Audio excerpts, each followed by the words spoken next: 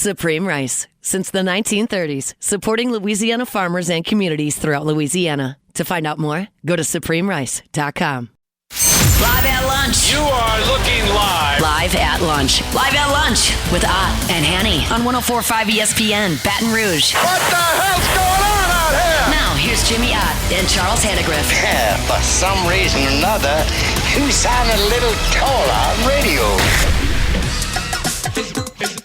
Is it live? Is it live? Is it live?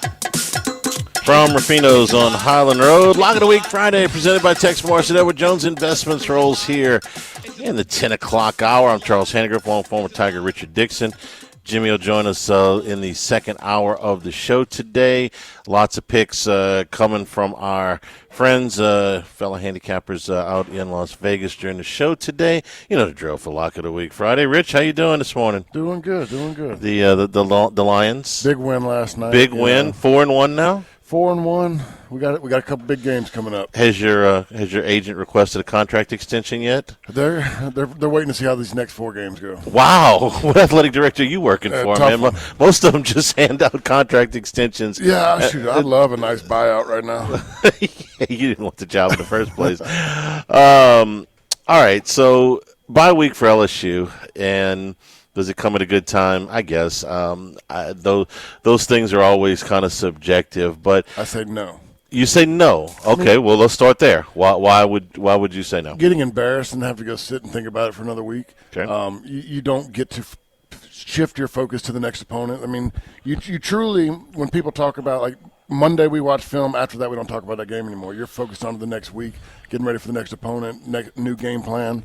But when you get embarrassed like that and then have to sit on it for a week, like, to me, it just lingers a lot longer. People are going home this weekend. You know, it's a bye weekend. You know, for me, it would really suck because I'd go back home to Mississippi. Yeah, and that's what. You go to the Ocean Springs game, wouldn't you? Yeah, I'd go there, and so everybody would be talking about it, and so it lingers longer when you have a bye week. Like, there's nothing you want to win every game, but a bye week to me is always a lot better after a win than a loss. Oh, I'm not going to argue that. So you're talking about the psychological, and I'm going to get into the psychological here in a second in regards to the fans, and something I'm going to run by you and see if I'm just out my tree or whatever. But from a standpoint of get a little bit healthy, and I'm only talking about the quarterback here. I mean, the offensive line has got some issues, but the quarterback, I think, is in some way, hurting. Okay, I've been using that word since the post game. Is he injured? No, because if he was injured, wouldn't be back in the game. Yeah. Been through this 3 or 4 times now. But I do think some time off would give him a little bit of room to look at it. But that falls apart when you see him working at practice this week. So I don't know. It's the reason this is so befuddling is that in one breath, Brian Kelly, who I think is trying to be transparent, is saying he's not injured. He needs to play. And then you say, well, and then, I mean, literally 20 seconds later, he's saying, well, this is an abdominal that has been slow to heal, or torso was what we used at the beginning, or, an oblique, whatever, it is slow to heal. And regardless of how this turns out, I think they should have sat him against Southeastern, but that's my opinion, and, we're past that. I thought a little bit of time off would probably do him some good. We watched the film, okay? There's throws that are just not getting there that are not that far.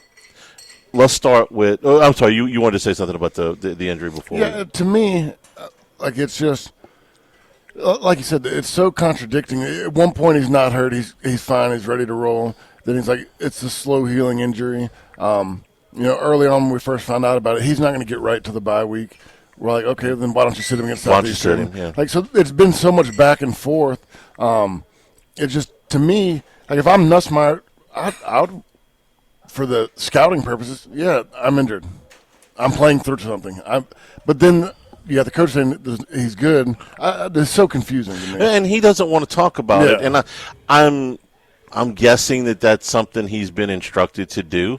There are media coaches over there. He doesn't have, to my knowledge, a an agent team that is working with him in lieu of his father. Okay, that the you get a kid whose father is an electrician. Okay, he happens to be a great football player. He's got an agent now. Okay, he's got maybe more than one guy.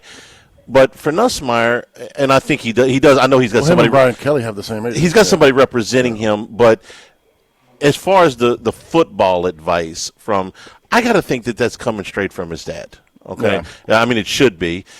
If he needs to know what an NFL team thinks of him playing through an injury or not playing through an injury, he can pick up the phone and call his father. Yeah. So if this were somebody else, I might say, was the agent pushing him to play or is the agent pushing him not to play? I don't feel like that in this case because of who his dad is. I could be completely wrong. I do think that when we watched the film, when we watched it live and it was backed up on the film, let's take the play to Xavier Thomas, the first long play of the game. It was very early in the game. Yeah. So he's just out of warm-ups. I think he had thrown one pass before that, maybe two. And the ball is underthrown. You can see that watching the game on television. When you go back and you watch the film and you watch it from the All-22 and you see it from the end zone view, it's actually worse. Because if Thomas can continue his route up the hash, he's going to score if Nussmeier puts any air under the ball at all. That throw, I asked you on the film, Handycast on YouTube. You can go watch it. You can see exactly what we're talking about with visuals. We're just talking about it now.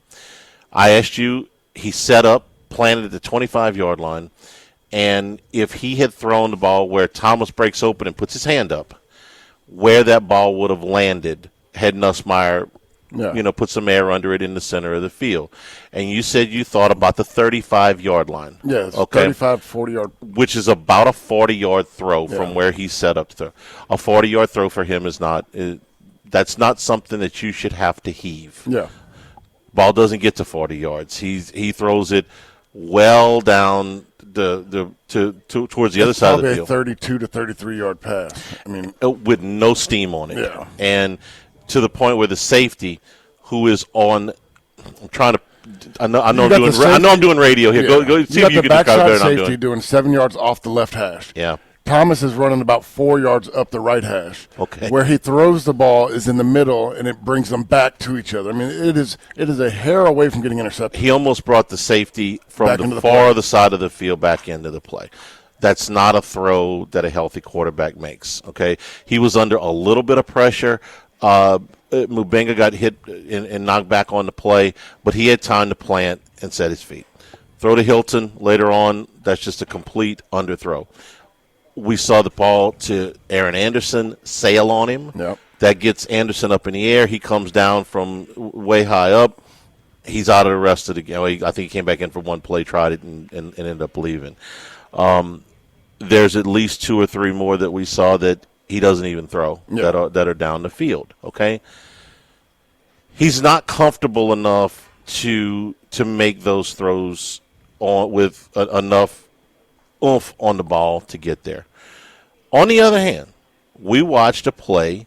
We ran it back half a dozen times, I think, where he hits Barrion Brown in between three defenders. Now, he shouldn't have thrown the ball there because Thomas is wide open again. Xavier Thomas should have had about 175 yards receiving in this game.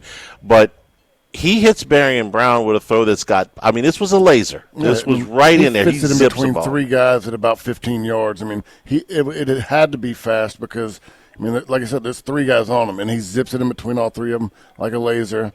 And you see that, and I'm like – it leaves me with questions. When he can do it sometimes, but he can't the rest of the time right now. Right, and that was in the third quarter, late in the third quarter. Mm-hmm. So he's been playing all day. So he's been hit, he's run, all that stuff, and he can put this mustard on this throw. So if this war has sort of been raging in Baton Rouge amongst the fans, ex-players, you guys are pretty steamed. The media, everybody's like, is he hurt? Is he not? And what I learned on Tuesday night when we dropped this film, when we watched it again, is that I could go do a cut up and I could make a case either way. I could go show you the throw to Thomas. I could go show you the throw to Hilton. I could go show you the throw to Barry and Brown. Or for the to say that he's hurt the first two. I could go show you this throw to Barry and Brown. I can go show you the throw to Bauer Sharp, the one ball Sharp caught. That was an out route that's got plenty of zip on it. So what is true? I asked you in the film. I asked you in the post game. I don't expect you to know the answer. I'm just asking for your opinion. Does it hurt sometimes? Yeah. Does it flare up on him, and then does it calm down? I think that there's a lot of times it's more of a mental deal. When you react, you got the strength to do it, but when you're hesitant and you're thinking about it, it slows you up. So, if someone comes up and scares you and you got a broke rib, you're still going to flinch. Everything's quick. Your body can still do it, and you're able to do there. But if you're going to be walking up to me, and I start, flexing and thinking about it, then I'm not going to move as quick. So I think that there's reactionary. I think some of the throws reactionary. It hurts after makes that throw, but he's still capable of doing it. Now when he sees a guy breaking open down the middle and he's thinking, can I get it there? I think that's the mental side of it. What does a week off do for something like that? Nothing. No, I mean, if a week off was going to save us, you'd have given us against Southeastern. Okay. And so that's just my mindset. He's practicing all week this week. I mean, will it help him a little bit better? Van Buren took the first team reps earlier in the week, and then Nussmeier has worked in. So, I mean, can you get to the point of, like a Southeastern where he looked pretty good, everybody thought he was back healthy and ready? Yeah, but right now it's just my mind is so back and forth on what's really going on. Well, it has to be because we saw the Southeastern game and we saw the La Tech game. It was two different things. Against La Tech, there's throws that don't get there. Against Southeastern, all the throws got there. The mental part of the game, you're talking about the mental part of the game where he's worried about being hurt. I also have to worry about the mental part of the game where he's going to the wrong receivers. Yeah. And where he makes the interception on second and third viewing was every bit as bad as it looked on Saturday. That's a throw. That's not an interception that is made because he's short-armed a throw. Right. That's a bad decision. That's a bad decision. They were in a tough play. I asked you also how much autonomy you think he's got at the line of scrimmage. You said not sure. I mean, there's things that you would think that, when I watch the film and others watch the film, you're like, this is what he should do. That's what, and I talked to Flynn about it. Matt's like, this is easy. This is what makes it a good call. You fan everything to the left. He goes, but I don't know why he didn't do it. I mean, maybe he doesn't have that autonomy to change the entire protection. We looked at one play where they went 5 wides on a 3rd and 9, and Ole Miss bailed everybody out. I mean, there's literally 2 guys inside the hash marks, and you got 5 on 3 because they had a guy stacked off the backside of one of them, but he would have walked into the end zone. Yeah. I mean, he would have walked into the end zone. This is not even something that you got to check with. It's like, my goodness. I mean, they just bailed everybody out. Okay. People are feisty this week. They're very aggravated. Here's my theory as to why. I woke up at 4 a.m. this morning and couldn't go back to sleep. So sitting there tossing and turning, trying to go back to sleep for another hour or so, hour or two, my mind starts racing. So I started, why does this one hit different? Why does this one feel different? I want to hear yours. I got a theory. I have no idea if it's right. Yeah. Why it feels different to me is this is the year that we have the defense. We saw the offense we had last year. We went and got more explosive receivers. Yes, we changed 4 starter, or technically 5 up front on the offensive line. But when I go back and watch the film every time, you can crap on the offensive line in the run game all day long, but they're not giving up like pressures on every play in the pass game, and that's not what is affecting it. But for me, is the standpoint is this wasn't supposed to be a good Ole Miss team. Like this is an Ole Miss team that had one of the worst run defenses in the league. No one's really. It's not the Ole Miss of last year where everybody's pumping them up that this is going to be a playoff team. And when you go against what was supposed to be the worst run defense in the SEC and you can only come up with 50 yards, to me, I lose hope. Like, that's where it's frustrating to me. It's like, I don't see it getting any better. You're not alone. Although I don't necessarily subscribe to that, I still have hope for this season for a lot of reasons, but not the least of which is I don't see a dominant team in the conference. But we're sort of on the same page in that you start off with we thought, okay? And the toughest losses to me to take are the ones where you really think, man, this could be it. This could be a really good team. This could be a championship team. And then something happens and you just get socked in the gut. LSU hasn't had that for at least the last 6 years because every year they started off with a loss. That's 5 in a row. You know this ain't going to be 19 again, okay? You know 60 minutes into the season, you know, okay, we may rebound. We may, get into a good bowl game or now the playoffs, but this is not going to be one of those teams that we're always hoping for. 19 was the dream season. You probably only get one of those. Yeah. That's the gold standard for the history of college football as far as I'm concerned. So go back before that. Did you think you had a great team in 18? I thought they were good. Yeah. I never thought that they were great. I didn't think they were better than Alabama. In 17, it was the transition year with Ogeron. They lost to Mississippi State, and you knew early it wasn't going to be there. 16, they fired Les. They lost in Green Bay. You knew it wasn't going to be there. 15, 14, 13, you knew they were clearly, but even with all the talent, they're clearly behind at least Alabama and probably at least one other team. I got to go back to 2012 when Alabama came in. LSU had a loss, but they were really starting to get it. And Mettenberger was starting to come on, and they were still playing pretty good defense, not like the next year in 13 where the defense fell off the cliff. And in 2012, Alabama comes in, and LSU's got one loss, and it's like, all right, got a shot here, man. And if they beat Alabama, then they could go all the way because they would have, with a win against Alabama, they would have gotten into they had lost to Florida earlier that year, but it wasn't a bad loss. They lost by one score. And then they were 7-1, and Alabama's coming in, and Alabama's, world beaters and everything. And LSU's got them. I mean, they got them. They got the lead. They got the crowd is absolutely amped into it. They need one stop. And Alabama throws a doggone screen pass, they get home, and that's it. That one hurt. Yeah. 11 hurt because you got all the way to the championship game. I don't need to explain that one before that.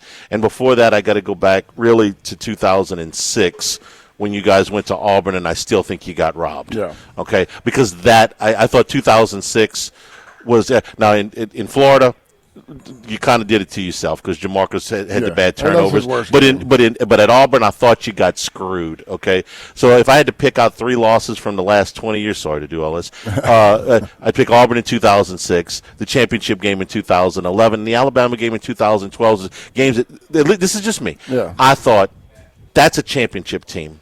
They've got everything they need to be a championship team, and they can beat even the best on their schedule. And all 3 of them came up just a little bit short. Is this season going to turn out to be like that? They may end up 8-4. They made me do this thing for the website because we want to get everybody's opinion. Whereas like predict the rest of the season, I'm like, man, I'm going to throw a dart here. I got no idea because a month ago LSU could rushed for over 100 yards against a Clemson team, a Clemson defense we thought was pretty good, and a month later they can't rush for even half of that total against what we think is a bad Ole Miss rush defense.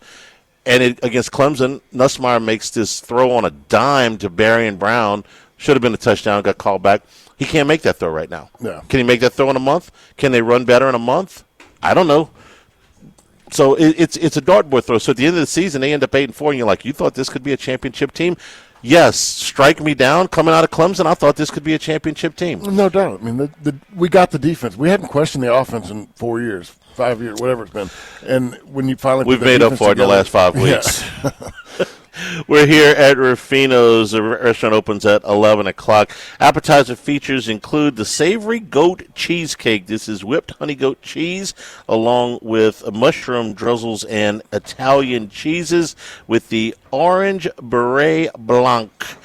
Oysters, Blanco fried oysters for your appetizer feature as well. And your entree features the blue cheese crusted New York strip. This is the 14-ounce, 44-ounce strip loin, blue cheese crust with grilled asparagus. The fish chapatulas includes New Orleans-style barbecue shrimp, over fettuccine.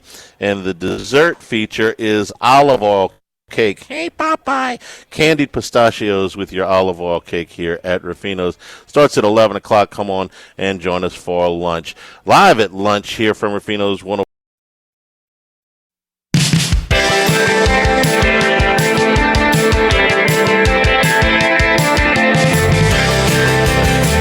It's Lock of the Week Friday, presented by Tex Morris of Edward Jones Investments. Now, back to Live at Lunch from Ruffino's on Highland Road on 104.5 ESPN, Baton Rouge.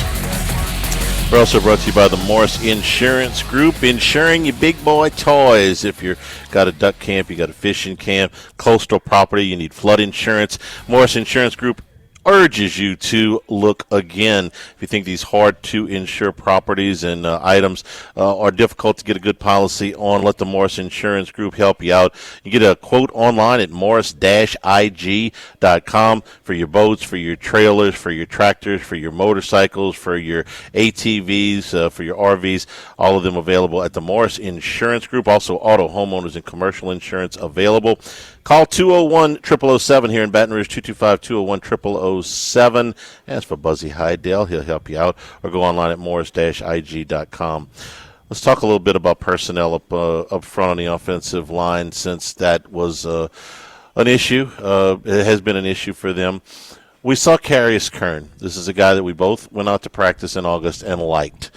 We both thought kind of the same thing. This kid, first of all, he's enormous. Yeah. He's got better feet than you should have for somebody that weighs as much as he does. He's enough of an athlete. And he's probably, his long-range future is probably at guard. But, and he's completely green freshman. But the ability is there. So on Saturday, and he had worked in a little bit. He missed maybe a little bit of time the last week of camp. It's like, okay, let's see if they're going to work him in. Well, they didn't against Clemson. Got a little bit of work the other games. And they're working him at right tackle in addition to a little bit of work at guard. Well, Saturday he finds out he's got to play about an hour or so, maybe less than an hour before a game when Weston Davis takes a helmet to the nose. I don't know how that happens, but it did. So we watched Kern on the tape, and his pass blocking grade was actually very good. His pass blocking grade was 80.5. His run blocking grade was 42. We spotlighted him on a couple plays on the film study, and you saw he wants to fight. He brings that mentality to where he's trying to bully on people. He likes to finish. There's a play, and it's on the film study. I can't remember which play it was, but it's in a pass block where he knocks a guy to the ground. They're deep in their own territory at the time. And he finishes on top of the guy. Like, he's going to make sure you got beat. He just has the mentality that I'm looking for as far as a guy that wants to go out there and fire off and hit somebody. Now, he's got to learn when and where to do that, especially in different techniques, because his biggest problem in the game is what I said in postgame. When he knew what he was doing, he blocked very well. And, so there's a part of it that he's got to get in the film room, get in the playbook, and understand what he's supposed to do on every play. But it was the first time this year I really saw an aggression from an offensive lineman. Here's Brian Kelly about him. He says Kern reminds him of Emory Jones as a true freshman.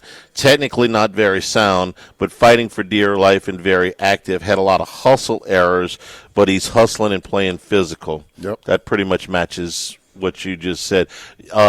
The Emory Jones I can see that. I mean, you say the same thing. I mean, Emory Jones, long-term future guard, but, he's playing tackle right now. Emory was a guy that wanted to go out there and, headbutt somebody and play very aggressive. And that's what I saw. I want to go back and watch, like you said, Cohen Eccles. For me, there's no play that stuck out to me, which can be a good thing as well.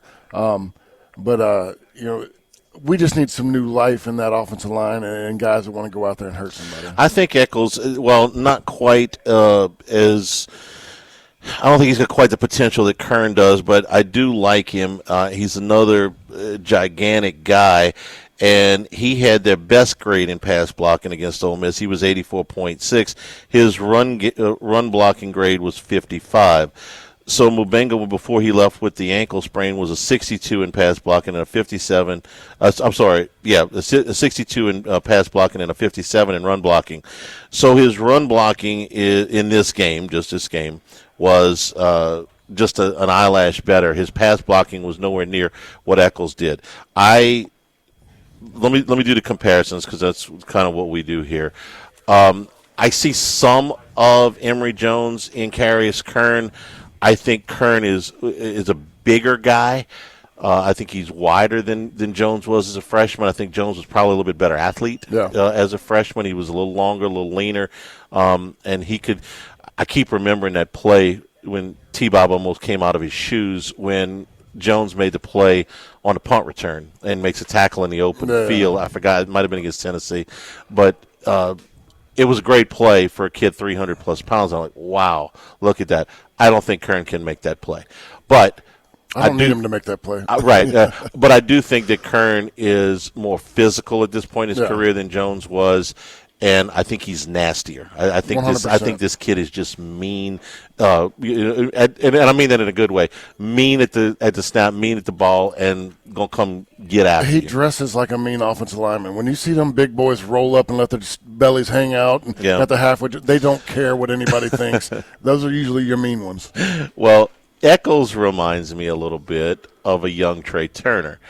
And Turner, just like what you're saying, and Ruffin Rodriguez, God rest his soul, used to love Trey Turner. He says, he come in here and we do in the trenches, him and Chris Truax. He said, man, I like Trey Turner. He comes in and he takes that big old belly and pop, man. Here Eccles has got a little bit of that. And as it turned out, when Turner got to the league, he dropped about 30 pounds from what he played out at LSU, 25, 30 pounds.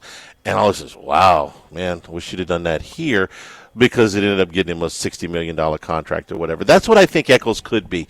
That's top of the mark. He's a redshirt freshman. Turner also redshirted and ended up only playing 2 years here. That's what I see. I see more long-term. I've seen Mubenga for 10 games now. Yeah. I think he's okay. I think Eccles he got better. Yeah, but I don't think he's great. I think there's a place for him, but I think Eccles has better long term. 100%. Okay.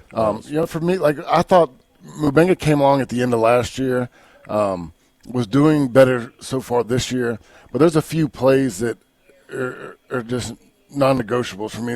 When you can't do a backside cutoff and you're getting thrown around like a rag doll and everything's getting squished, which we saw a lot happen in this game, that can't be one of the things that you're allowing. Yeah. Now let me throw one more thing out there.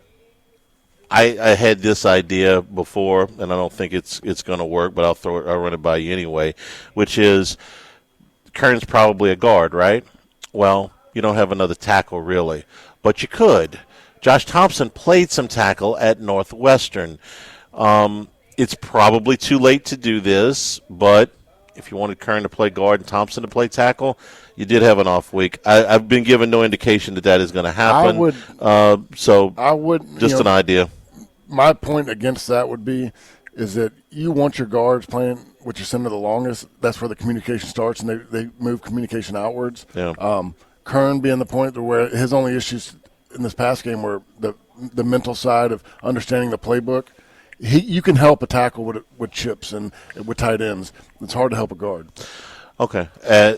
I obviously agree with all that, and I would add it's probably too late for that. Yeah. That's something that if you were going to do it, you probably had to do it in camp. I don't think an off week is enough time to get that up to speed. But that's just my 2 cents on that. All right, that covers the offensive line. We're brought to you by Coastal Capital Advisors, your full-service retirement specialist, because when it comes to retirement, no two situations are alike. So let Coastal Capital work with you as well as your business partners, your legal team, tax professionals that will help you tailor a plan that is perfect for you. Listen, it matters where you are in life. It matters what your income is as to what you can put aside for retirement. So let's maximize those returns and make sure that this is a lifelong plan. It's a lifelong relationship. That's what I've had with Philip Fontenot and his staff at Coastal Capital Advisors. Remember, go to coastalcapitaladv.com, coastalcapitaladv.com, member FINRA SIPC.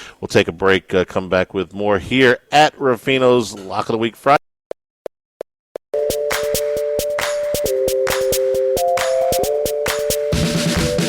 It's Lock of the Week Friday, presented by Tex Morris of Edward Jones Investments. Now, back to Live at Lunch from Ruffino's on Highland Road on 104.5 ESPN, Baton Rouge. Also brought to you by Total Maintenance, AC and Heating, Generators, Electricity, Plumbing. Total Maintenance, your one-stop sales and service shop for all of these needs since 1980. The slogan has been service today, every day. Call today, you get service today, so nobody's got to go to sleep uncomfortable. New Orleans and Baton Rouge full staffs are an authorized dealer for Carrier, American Standard, Daikin, and Rheem AC units, and Generac and Cummings generators for all your electrical and plumbing needs as well. In Baton Rouge, 480-1000. In New Orleans, 841-3300. Service today, every day at Total Maintenance. The defense on Saturday get tired, did you think? I think so. Okay. In the first half, they were on the field for 54 or 55 plays, I think it was. In the second half, though, the last two drives for Ole Miss, they needed one stop. And they hadn't been on the field as much in the second half. I think that you can make a pretty good case that, man, look, that first half that took it out of them. On the other hand, you can say, one more play and maybe they have a chance to win the game. I'm inclined not to be too critical of this defense at this point, given what they have Well, they give up been 7 points in the second half? Yeah. Okay, I mean, so you still play pretty well. Give up 24 touchdown. points. We sat right here a week ago. Yeah, if you said 24, we win. Yeah, the football archangel comes down here and says, we'll give you 24 points for Ole Miss tomorrow. We'd have taken that. 100%. And we just didn't get it done on offense. I think it's more demoralizing for the defense, realizing that their offense can't get anything done. When they're leaving it all out there. Was it 51 plays in the first half? I think 54 or 55, I think. I mean, that's insane. That'll take a toll on you right there. And then to get to the next half, and you give up one touchdown, you get the interception, and I think a shot in the stomach is P.J. Williams' interception. Let's go tie this thing right here. Y'all got to go 40 yards. That's all we need from y'all, and we kick a field goal. I mean, I think that mental toll starts to wear on the defense as well. I agree. I got to give them a little bit of slack in the rope here because it's Lane Kiffin. If they had done this against, I don't know, South Carolina, excuse me, South Carolina, their schemes aren't as good as Ole Miss, okay? Shane Beamer's done a nice job there. He's not as good a coach as Lane Kiffin. If Arkansas had done this to you, even with Bobby Petrino's group, I don't know that I would be as lenient.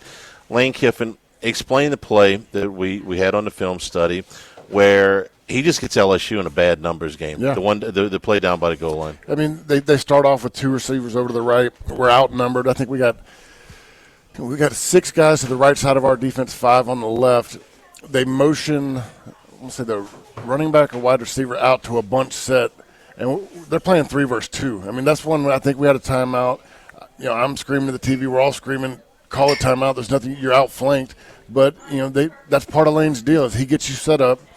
Obviously, I think we had a full blitz coming on, and we Perkins is on the outside. Perkins on the outside, and then you got Weeks coming off the other side.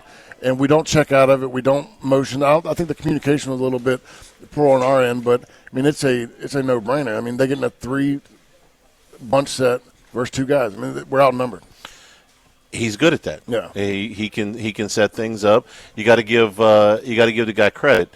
He's been in football for his entire life. His dad was a coach. This guy was head coach of the Raiders 20 years ago, yeah. Okay, almost 20 years ago. He's been a head coach at Tennessee. He's been a head coach at USC. He's worked under Nick Saban. He was a head coach at a smaller school at Florida Atlantic. And right this second, Lane Kiffin has a better record in the SEC at Ole Miss since he's been there in the last 5 years than LSU has in the league. Yeah. He's 2 games better right now. You see his interview with the pivot with Ryan Clark? I didn't see the pivot. I did see the E60 I thought thing. it was very interesting that he talks about why he loves offense. Obviously, he was a quarterback, but he grew up in meeting rooms with his dad, like Monty Kiffin. He goes, I saw what they were doing, and then I figured out their weaknesses, like how to beat what my dad was trying to defend against. And he said the years sitting in the room with defensive coordinators, and he talks about Pete Carroll, watching Pete work a defense and the way he designed things. He goes, I just spent so much of my time with 2 of the greatest defensive coordinators ever, and then figured out how to beat them. He's right, which leads me to my next question, because I was pretty sure that's the way you were going to answer.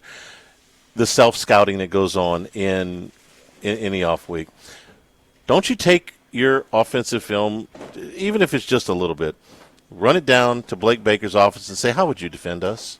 What He's going to tell you, well, you got to start blocking. Okay. I mean that's because we go back against the scheme all the time. Yeah, but I can do that. Yeah. Okay. I mean, he can get a little bit more specific about why some of this stuff isn't working. Yeah, and you're right. It's not all schematics. It's not schematics. To me, it is finishing blocks in the run game, making sure you got your mic calls right, putting yourself in the best situation, everybody executing. Because when we go back and watch the film every time, it's not like it was a bad schemed play. And sometimes there's been bad calls, but that's not always. A lot of times it's one or two guys not getting the job done. What was the off week like when you were playing? From a self-scouting standpoint, did you? For us, I mean, it was always about getting healthy for me. I always stayed pretty beat up. There was a lot of more taking care of myself. Didn't really practice all that much on the off week. More time in the film room watching things. But it seemed like we were always – the off week for me was 2 weeks of getting ready for one team. Like, I went straight into watching the film on who we were playing after the bye week. You guys never talked about tendencies that you're trying to break? Yeah, a little bit. But a lot of it was, we call it self-corrections. What are we bad at? Let's go back in the things we're doing bad. How can we get better at it? Or do we take that out the playbook? Is it something that we just can't do and move in a different direction? Was Les in those meetings? He might have had his words up top. He wasn't in the meeting with the rest of us. I'm sorry. We did these shows for so long when Les was here, and when Chavis was a defensive coordinator, and they just simply would not throw the football on anything other than third down. I said, during the off week, if he walks down to John Chavis's office and says, "How do you defend me?" There's no way Chavis didn't say, "You're the most predictable son of a gun in the country." I mean, everybody knows what's coming. You got good enough players to make it work, but everybody, I mean, the guy selling peanuts in Section 213 knows what you're about to run. Now, you got these monster backs. You got these offensive linemen that look like, skyscrapers, but everybody knows what's coming. We need a 4-yard carry 3 times in a row, we're good. Yeah. That's all our plan was. Well, what I would give for a 4-yard carry right now.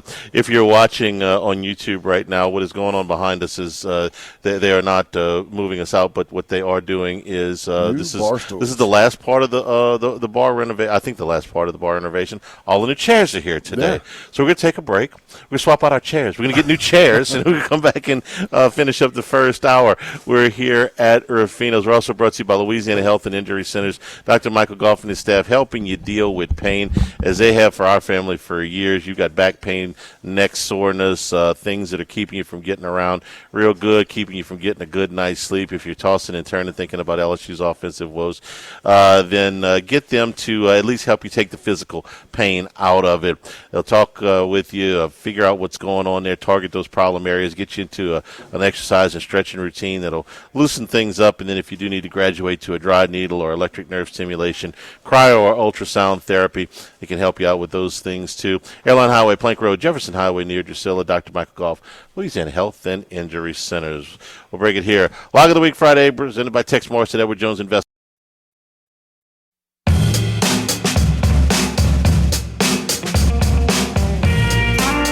It's Lock of the Week Friday, presented by Tex Morris of Edward Jones Investments. Now, back to Live at Lunch from Ruffino's on Highland Road on 104.5 ESPN, Baton Rouge. And we return here at Ruffino's, Lock of the Week Friday.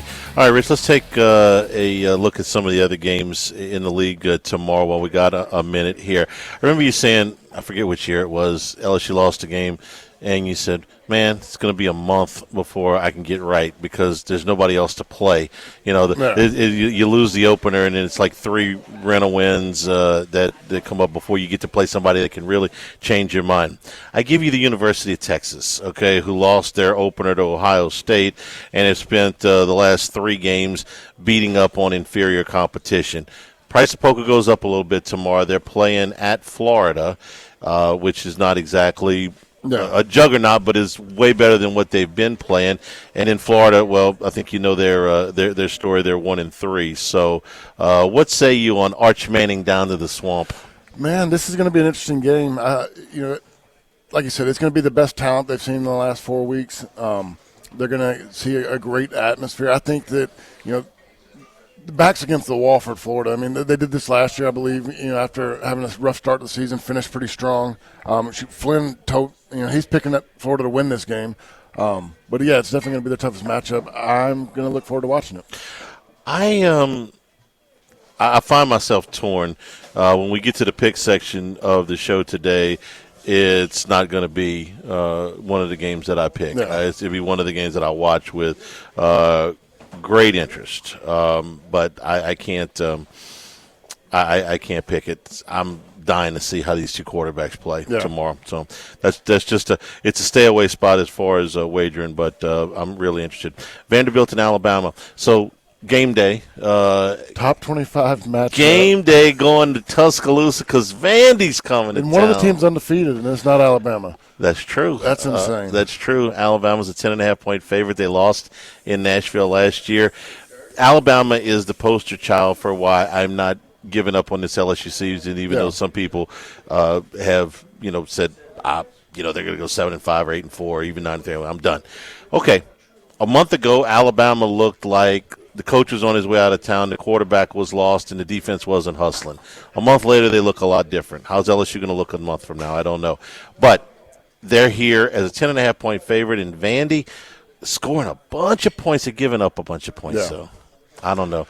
I think Vandy ends up making a real game of this for about 3 quarters, and Alabama pulls away late. That's kind of how I feel. I think the emotions are going to be high. Pavi's going to come out there ready to roll. But I think the atmosphere being in Alabama is going to be too much for them. And it ends up, I'm thinking something in the vicinity of 34-21 or 34-23, something like that tomorrow. Look, and Vanderbilt snuck up on people forever. Had a reason to not. But now, after getting beat last year, they're 5-0. Have Alabama's full attention. They have their full attention, 100%. See if Ty Simpson can continue. He's played very well of late. This one's kind of near and dear to you. Mississippi State is at Texas A&M. State, a win over Arizona State, which is holding up pretty well. That's the only game the Sun Devils have lost. And then they give Tennessee all they want last week. That game goes to overtime. They lose it by 1 score. They're a surprising 4-1. A&M's 4-0. Probably should have beat Auburn by more than they did last week. They dominated the yardstick, had a ton of penalties, kind of like Ole Miss. But A&M is a 15.5-point favorite, man. That sounds like a lot of points. Yeah, I've watched some A&M. With the 15 points, I don't see that. I think A&M wins the game, but they have given up. Forget about last week against Auburn when Auburn is just so doggone one-dimensional. I can't say they gave up 40 to Notre Dame. 24 to UTSA and 22 to Utah State. These games were competitive for a half or so. I think Mississippi State's going to be able to put up some points in this game. I don't think that they necessarily win, but I think they're going to be able to put up some points in this game.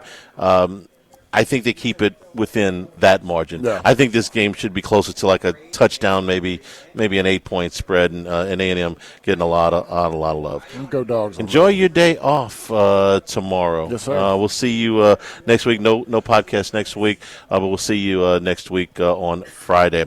Take a break. Come back. Lock of the Week Friday, presented by Tex Morris and Edward Jones Investments from Rufino.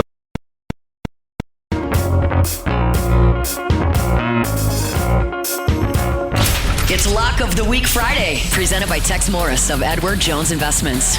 Now, back to Live at Lunch from Rufino's on Highland Road on 104.5 ESPN, Baton Rouge.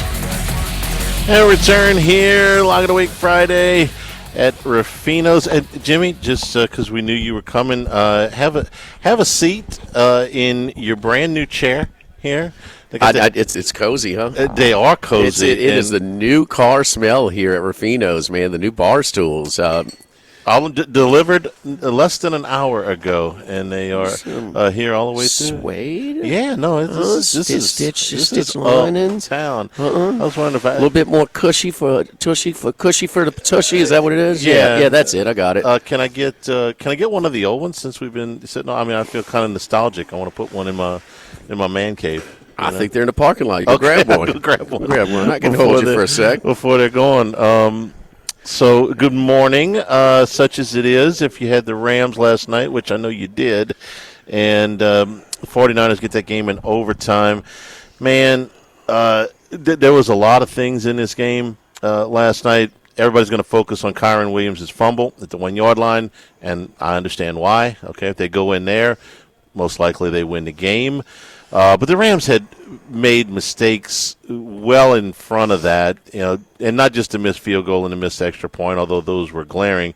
And Mac Jones, are we going to end up adding him to the list of first-round quarterbacks who were thrown in probably too early, that give them a little time in the league and give them a little bit better situation, maybe a different coach, better personnel around them, that, you know what, hey, we see why they went in the first round in the first place. The Baker Mayfield list, the Sam Darnold list, maybe now the Daniel Jones list. We thought Geno Smith, and I guess Geno, he has to a degree. And Geno, he's a regular starter for how many years? Yeah, it took Geno a little bit deeper into his career than some of these other guys, but he's there. And he was the first quarterback that went in that draft, even though he went in the second round. So, yeah, I would put Geno on the list. He's playing clearly the worst, though, of the. This year he is. But, when Geno went to I had him a few late. When Geno went to Seattle, I didn't expect anything. He would throw in a clunker every now and then, man. Give his team zero chance to win. The first 3 years in Seattle, I thought were way better than anything I had expected of him. Coming from the Jets. But Geno was a first round pick. He was the first quarterback that went in the draft that year. Oh, he was a first-round pick? He was a second-round pick, but he was the first quarterback that went in the draft. Okay. It was a weak quarterback draft. Came here at Tiger Stadium and played. He did for West Virginia. Mm-hmm. That's right. And he was, when he came, they thought, Geno's got ability. He's never just kind of polished his, whatever. He's going to start way more games than it looked like. So, yeah, does Mac Jones have a chance? The one thing about Mac Jones looks terribly fragile. He's not the picture. He's not going to have a post playing career as a physical trainer. Okay, my man's body for a professional athlete is sloppy.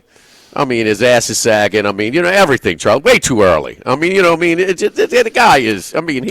He is just getting beat.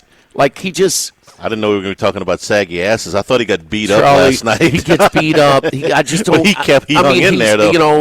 Last one he had the MCL sprain. He had to finish. Now he's tough. Yeah. I give him. Okay, I know, but. Man, he looks. No, he's not going to ever go run a decathlon. I just don't think that he has the physicality,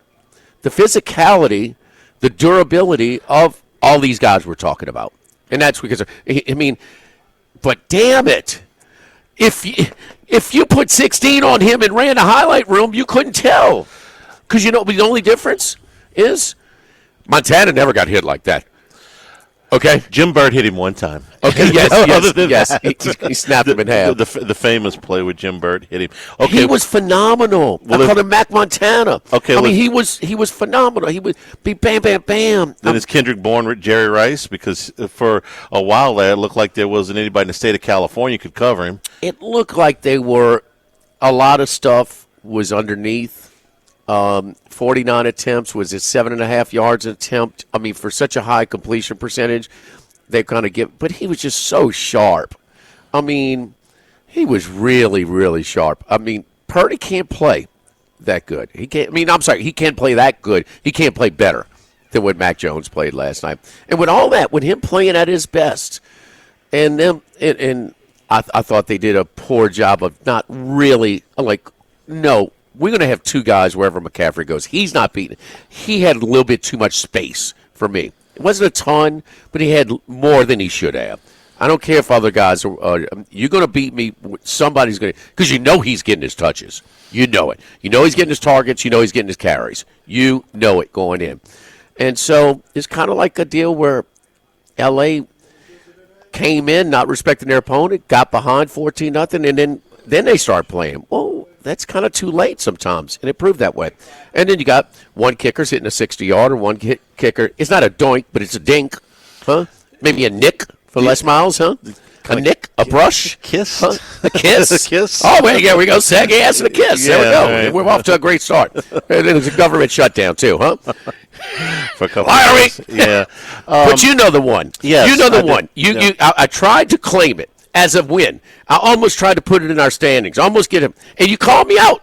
And you were right. I tried to claim a win for predicting fall. And the gambling gods got me. Yeah. Did fall come today? It follows summer every single year. Okay, so this is what impressed me about Jones last night. With all of that, that you just said, I don't disagree with any of it. But Jones got the hell beat out of him last night and hung in there. He gets beat like that. It seems like every game, Charlie. No Kittle, no Ayuk, no Juwan Johnson, no Ricky Pearsall. If Mac Jones looked like Joe Montana for a while last night, then Kendrick Bourne looked like Jerry Rice. This is a 30-year-old journeyman receiver. He's had a pretty he's been in the league a long time. He's a dependable fourth guy or whatever. And last night he has a career night. Even with that being said, and certainly Shanahan had his team and is prepared, and that was a heck of a coaching job to get these guys a complete B team, a JV, executing at an extremely high level. So you got to provide a game plan to allow them to do that. And they did it. He was really good. But what about him not putting it in Mac Jones' hands and just running the football 3 times? You got one pass to complete. Yeah. It worked out, but on third down, I would have let him throw the football. Yes. On first and second, they were so close to the goal line that I would have worried about. And I think Herb Street or Al Michaels brought it up. It's like, you're worried about holding in the end zone from the 1. But he kind of punched it out enough to the 3 or the 4 that maybe you would have not had to worry about, because holding in the end zone is just a devastating safety there. But after they pushed it out with the first 2 runs, he gets to about the 3, maybe the 3.5. He's got a little room to operate. I would have let him throw the ball on third down. You kind of got the Kyron Williams thing, though. And I was thinking about you when it happened. Does the defensive guy make a play? Yeah, he did. Okay, the Causey, what's the safety for LSU? I guess Halsey. AJ Halsey, yeah. He made a play against Ole Miss? Yes. But part of that, it's both. You got to protect the ball. Yeah. You got to cradle the ball. He can't have just one arm on that ball. They're in a desperate spot. Right. That's what they're going to do. Did you notice how he was handling the ball on the next drive? I know. He's got both hands around it like he's embracing, somebody. Near the goal line, it's coming. Yes. It's coming. A 300-pound guy is going to stick a fist in there. But Halsey's not 300. You're approaching. Yeah. You're inside the 5. Man, it's just not coached. We see enough of loose ball security inside the 5-yard line. And, we know the obvious one. When you extend the ball and you reach it out and it gets slapped, you leave it. But the extra security, it's just the opposite. No, not only should you not be reaching it out, minus 4th down, but you should be cradling it. Yeah. If he's cradling it, you're not knocking it out. And the other thing is, to me, I'm coaching him right there. Get to the 1 and go down. And run. We got 2nd down. We got 2nd, 3rd down. San Francisco only had 1 timeout left at that point, yeah. Yeah, they got to burn their timeout, or the clock's down to what we want. And we can manipulate it because we got all 3. Right. You own the clock there. So you got the break, and he wasn't extended, but, man, he's just striding. It's like his offhand was completely away from it, and a big 320-pound defensive lineman does it. And by the way, is another thing. They see this on film because San Francisco has done this multiple times leading into this game, where it's been pivotal in them winning some close games, is stripping the ball, down by the goal line or other places. Shanahan's done a hell of a job to get this MASH unit to 4-1. I'll tell you who else has made himself some money in the last month is this young tight end from Cal, Tongas. He's been pretty solid before. But I think he's made himself some money. He's a third-year guy, so he's got 1 year left on his rookie contract. He's a starter for somebody else. So all 3 of us, we share the survivor. Mm-hmm. And we all are responsible for 1 pick. Yeah. And so this was our first casualty, me, you, and Max. Our first casualty, we lost. It was my pick, my responsibility. And I went against one of my angles, my policies in survivor. Well, it's not a road team. Yeah, it was. Okay. I was going to say a divisional Yes, it game. was. I was going to say a divisional game. Double that too. I get the joke. Yeah, They had more people. Oh, by a lot. And the Rams are winning. By a lot. Yeah, the Rams are good. I mean, it's not going to shock anybody if the Rams end up in the Super Bowl. Stafford's still playing One great. of those things, keep in mind, too, you know how the Saints keep that sellout streak going? Yeah. If you notice, whether it's the Lions a couple of years ago, when Jick Jack went down there and he told us, whether it's San Francisco this year, we've seen the Eagles and things like that. Oh, my God, what is Mac Jones wearing? Is he on a card or something? Wow. Is he a jack? He's the jack of spades and the jack of hearts. I mean, oh, my gosh. Man, he took a bunch of shots last night. He is woozy. Yeah. Put that on. But they open it up to ticket brokers more in the dome for the Saints games, and that's how you get in a lot. It's not just all these season ticket holders giving up their tickets this particular week.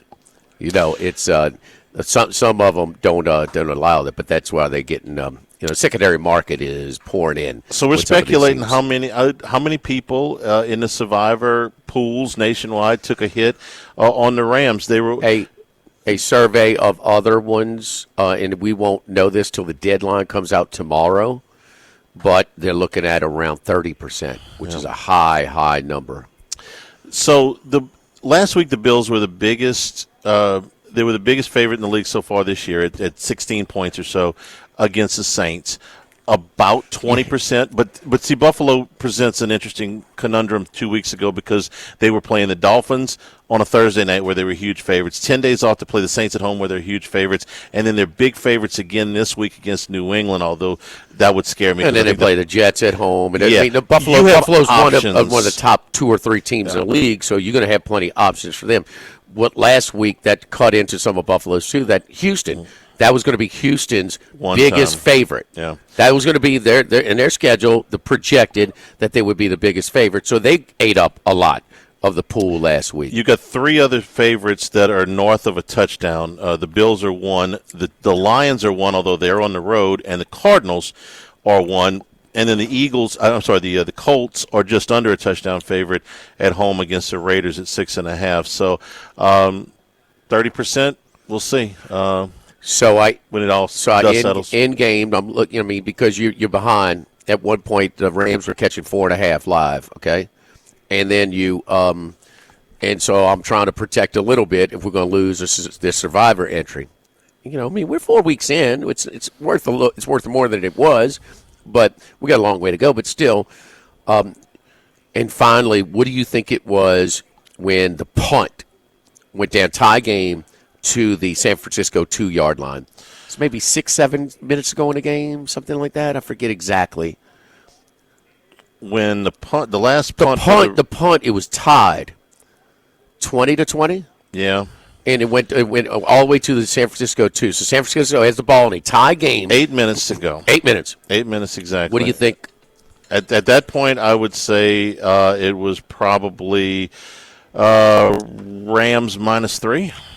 No. Money line. Rams. Wow, I'm really bad at this. Rams -180. A lot more than that. Really? San Francisco was +295. Okay, with the ball. Yeah. Okay. Well, down on 2-yard line. They're over a touchdown dog. It's an algorithm. Mm-hmm. They're at their own 2-yard line, and the way they were moving the ball, I thought that they were going to move it out, and they did. Don't forget here, Lock of the Week, Friday, presented by Rufino's. We'll talk to Macero. I think he might have something to say about the Survivor along with his 5-pack today.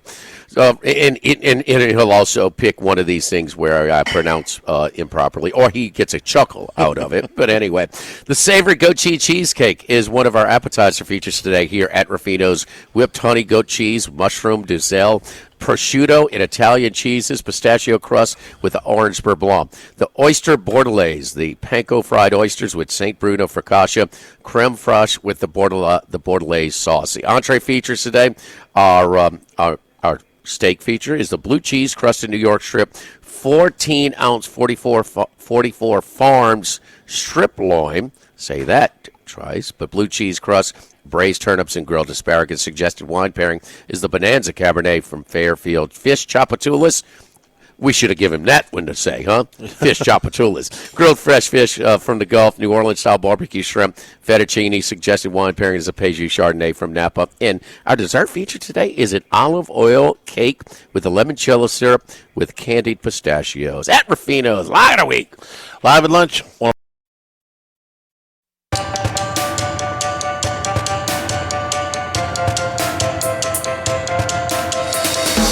It's Lock of the Week Friday, presented by Tex Morris of Edward Jones Investments. Now, back to Live at Lunch from Ruffino's on Highland Road on 104.5 ESPN, Baton Rouge. All right, Macero, for $1,000, spell chapatulas for me, huh? Yeah, can you spell I it? heard that one. I heard that one. I have no idea. I have no idea what that is. And I thought about it in my head. I'm figuring there's a bunch of L's and a couple P's. I'm not going to even try. TCHOUPITOULAS. If it's So it's a $1,000 to Russian spell it, if it's $1,000 to spell it right, I'd give him $50 if he got the first letter right. Yes, that's right. That's right. Survivor, you had some carnage last night? Oh, yeah. I'm out of the Circus Survivor. I had all my entries on the Rams. And, what can you do? It was a horrible game plan by McVay. The team was unprepared in the first half. And then they were just prisoners of McVay's decisions in the second half. I was watching that game. I was making notes of how many ridiculous either play calls he decided to do, or just like the fact that he obviously Mac Jones is going to have a relationship with Kendrick Bourne. All the other receivers are out. Those two played together in New England, and Kendrick Bourne was wide open the whole night. I mean, you guys mentioned it, 142 yards. Just a ridiculous game plan by McVay. And then, he comes out after the game and says that he screwed up and he's sick about it. The problem is that people like me realize that his game plan and his play calling was, horrible 90 minutes before he did. So, horrible loss for the Rams with a mass unit for San Fran. Just a weird game. And I know a lot of people also were on the Rams Survivor. A lot of people in the Westgate contest were on it. I think 20 of the final 80 in the $5,000 one. So big carnage in the Survivors. How many was all of your Survivor picks? 3, 4, 5? Well, I only did 5 Survivors this year, and like a moron, I tried to think outside the box in week 1, and I took Miami, and Miami got shut out by Indy, and the rest is history.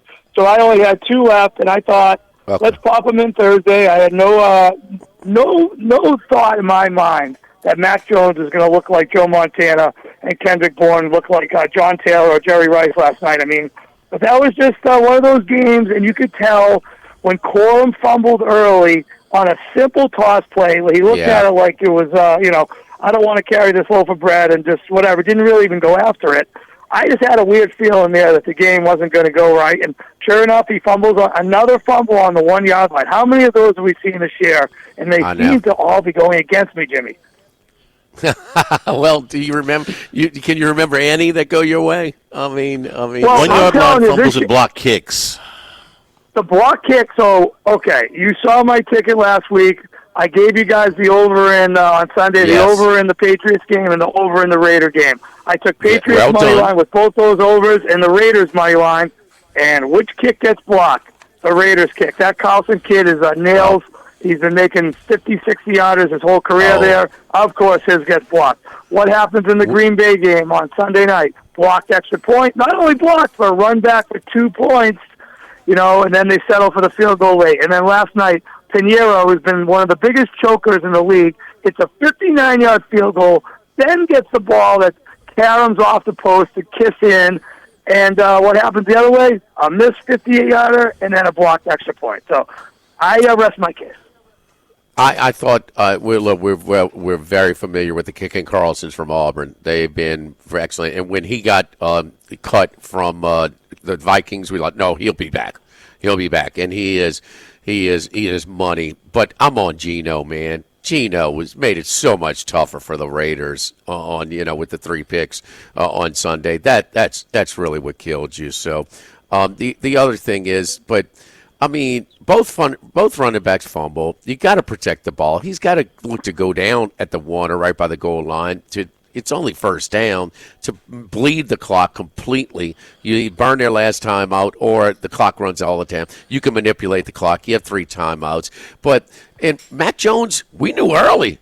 He came to play, and it just never let up his level of play. Whether it's Nick Mullins on a Monday night for San Francisco against the Steelers, or how about Charlie Batch against the Ravens one year? That was the original survivor that I jumped in on my dad's, midstream and said, "No, Dad, you got to go with the Steelers here." I mean, I'm sorry, the Ravens. Roethlisberger's out. Charlie Batch is done. Well, Charlie Batch beat him. Knocked him out. And that was very deep. So my entry of me, Max, and Charlie's was the Rams last night. I was surprised the Rams had that many chances late after everything they did going against a backup who was on fire last night.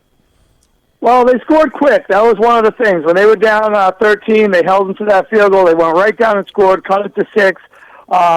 They got conservative a little bit, a couple of the drives with San Fran, but, I was surprised that the Rams defense, as good as it is, and as much as they hit Mac Jones, they couldn't get off the field a lot of those third downs. So give Mac Jones all the credit in the world. He got the tar kicked out of him. I thought he was seriously injured.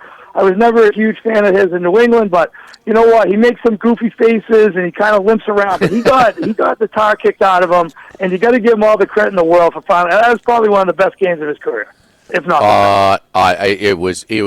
He had a couple that rookie season with New England. He had a couple. Even in a loss, I remember against Dallas, he was really good.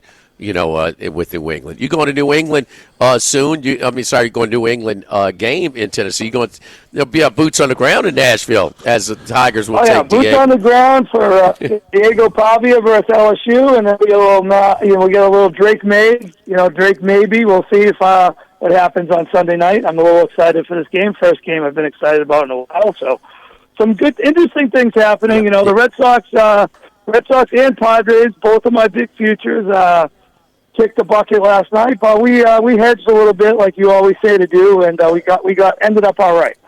All right, well, let's get to the 5-pack. Let's roll through them. Who we got this week? Okay, first game that caught my eye was more of a. I've been watching this type of game, and I've been paying attention to these two teams, and that's Colorado and TCU. For some reason, watched a bunch of their games. And one thing that stands out to me is both of them's defense are just not that good. Let's say shaky at best. And I didn't think TCU's defense was this bad until I saw last week with Sam Leavitt and Jordan Tyson going up and down the field for ASU. Huge night for both of those guys. And I feel like Hoover made some questionable decisions last week, uncharacteristically loose with the ball. He had 2 picks. He had a horrible fumble. And I just feel like he's going to get himself right. I don't think TCU's defense is going to be able to slow down Colorado, who's got their quarterback now with Caden Salter. I think this is going to be a little bit of a shootout game. Colorado's given up 5.8 yards per play, very shaky in the secondary. And I think, even a team like Delaware went up and down the field on them, even though the score didn't indicate it. But last week, TCU gave up 498 yards to ASU, 6.1 yards of play. I just think this is going to be a type of a shootout game. It's going to be a hot night in Fort Worth. It's a get-right spot for TCU, and 2 defenses that really struggle against the pass. I like over 57.5 or 58. All right, over Colorado TCU. Next?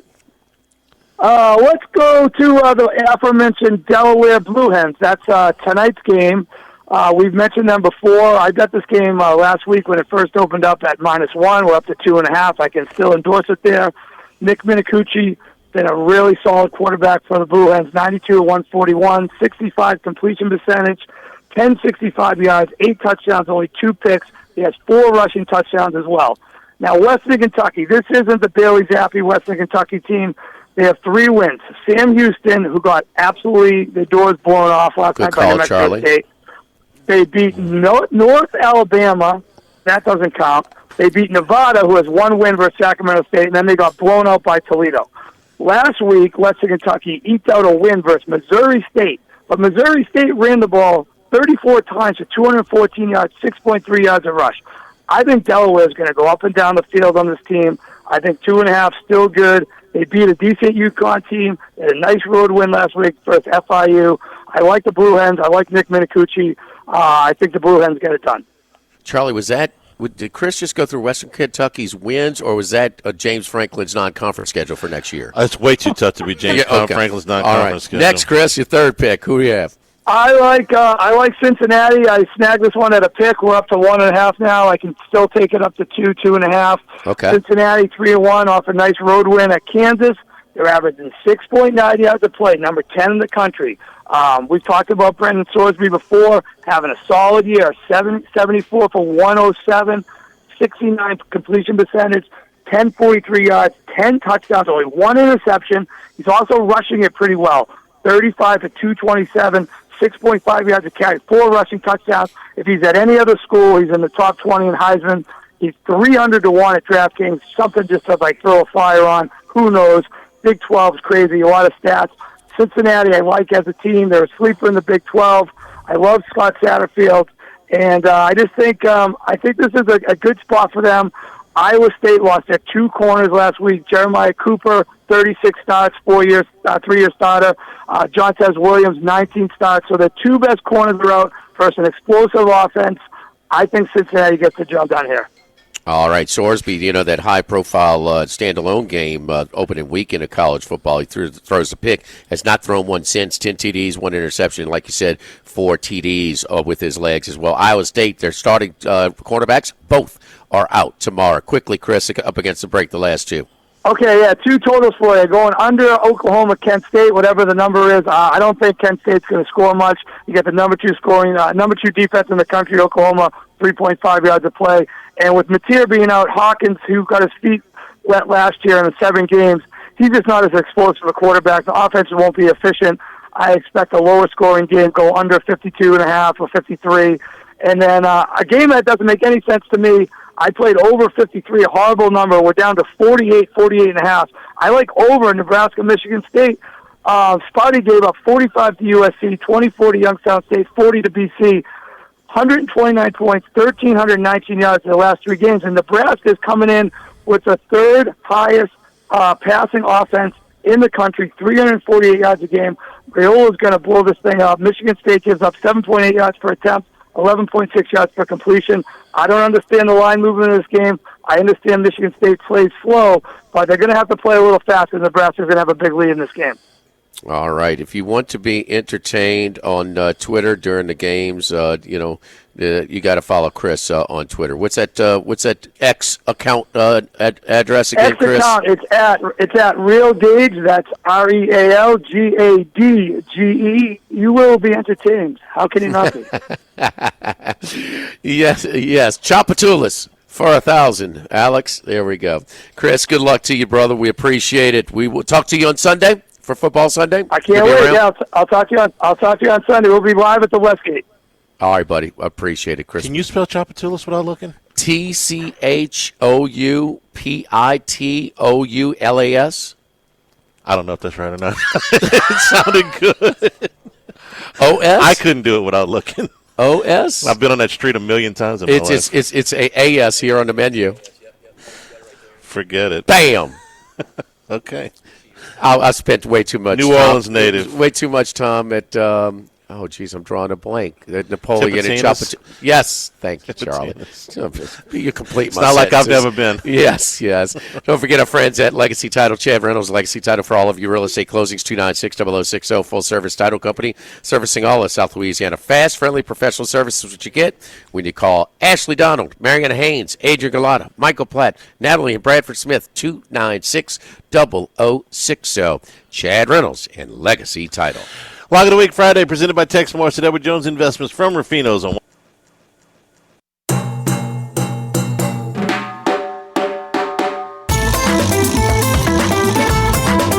It's Lock of the Week Friday, presented by Tex Morris of Edward Jones Investments. Now, back to Live at Lunch from Rufino's on Highland Road on 104.5 ESPN, Baton Rouge. Troy, how you doing today, buddy? Doing good. Thanks for having me on again. Yes, indeed. Did you have any Survivor picks last night in last night's game in the Rams? Or I know it was house friendly for the result last night. There's no doubt about that. Just a matter of how much.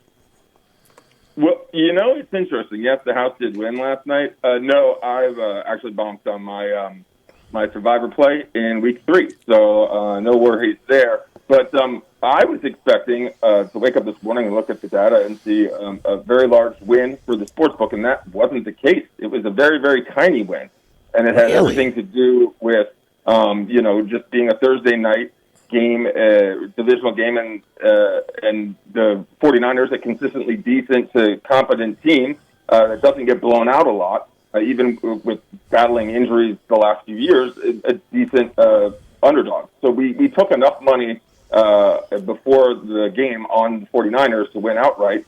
On top of that, when you end in a tie at the end of the game, we do take enough bets for ties at the end of the game, heading into overtime. So, and on top of that, all the popular touchdown scores and all the offensive props hit.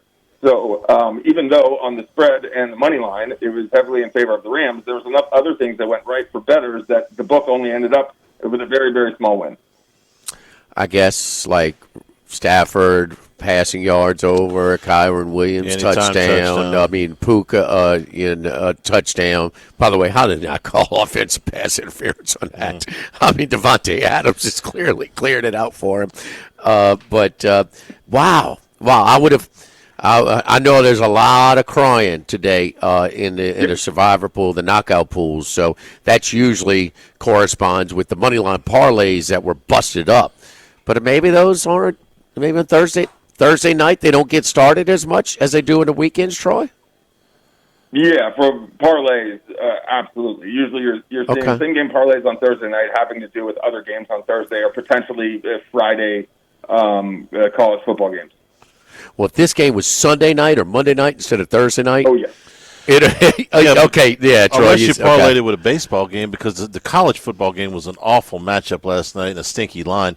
It was not a game anybody wanted to watch, except maybe because I had New Mexico State. So that's your best handicap ever. That was a dog that was never in doubt. I mean, very little. The Sam Houston State cut it to 13 to 10. Yeah, at one point. That quarterback for the Bearcats, not good. Not good at all. Well, I don't know what the yardstick was, the box score, but they had to have 150 more yards in them. I think it was 200. Yeah, it was a lot. It was not good. Troy, give us a recap on the Big Ten on the shows, the 10 on the Bet Rivers Network in the College Sports Rush YouTube channel. What was the biggest opinion going into the end? Are y'all killing Penn State for losing in overtime, as a lot of people are this past weekend? Well, yeah, it's more their inability to cover, Franklin not being able to come up in a big spot. But the thing we really talked about is the line this week at UCLA. UCLA is a bad team. This is a team I've really focused on because you can consistently back them to lose and not cover, and then they make the coaching switch, which can give teams life. That we do see. Changes, especially in right before the All-Star break in baseball. You can catch 2 or 3 wins by a really bad team when they change a coach. Obviously, they didn't win last week, but they did cover at Northwestern. Penn State is my 25-point favorite going across the country. That's massive for a conference game. Penn State hasn't covered all season. They've had some really, really bad beats. So, we still know that UCLA is not good. Their offense is just very limited. I don't think they've scored a touchdown in the first quarter, and Penn State hasn't allowed a touchdown in the first half thus far. So that's really the game. Even though doesn't have a high watchability index, that's the game that we talked about the most because the line is so fascinating. And what do we make of Penn State as an elite team that should go in and beat the brakes off this team? What was your conversation about this spot for the Illini in Illinois with, the emotional roller coaster that they've been on? Mm-hmm. They got housed in Bloomington, prime time NBC by the Hoosiers. They come back and have a real gutsy win against USC, capped off by a walk-off field goal. I think 47 yards too. It wasn't a chip shot. For the Illini to win it there. And then next week they got Ohio State, and here they got Purdue this week. So y'all. Is Purdue capable I now know that quarterback who's inherited, one of the few inherited players that Barry Odom tried to tell us in the offseason that they were going to be better than people expected. They were near the bottom or at the bottom, as Paul Stone's, certainly in the Big Ten with their power ratings. But they're better than what they were. I'd like the quarterback who moved the ball, and they moved the ball against Notre Dame. Seems like everybody is against, but only 6 touchdowns, 5 interceptions. But they can. It's a tough spot for Illinois here. Did you guys talk about that game? Yeah, at great length. The fascinating thing for me is that we take a huge amount of tickets on Illinois to win seemingly every week, and because we're big in Illinois, but Illinois bettors cannot bet on Illinois games in college, in state. So it's very fascinating that the general public is so strong in them in a rivalry game that last year was a bit of an interesting affair against a very, very, very bad Purdue team. Purdue this year, they got some spunk to them, and it's what I think 7.5 points maybe, and the line on Illinois to win on the money line, you'd think it would be a little bit shorter, but it's only 345, which certainly you don't play, but I do think there's a great likelihood that Purdue keeps it close, and Illinois has to, do what they've done is really, speed things up at the end and make things interesting. Very fascinating game. It's got, big total at like 57, I think. So we're going to learn a lot about Illinois in this spot because Purdue is no pushover. They're not good, but they're certainly not a pushover. Troy, who are your best 2 picks in the Big Ten or in college football in general this week? I'm taking a flyer on Maryland to do something they don't do very often, and that's win at home. They're plus 200 on the money line against Washington, coming off a really tough game at home against Ohio State.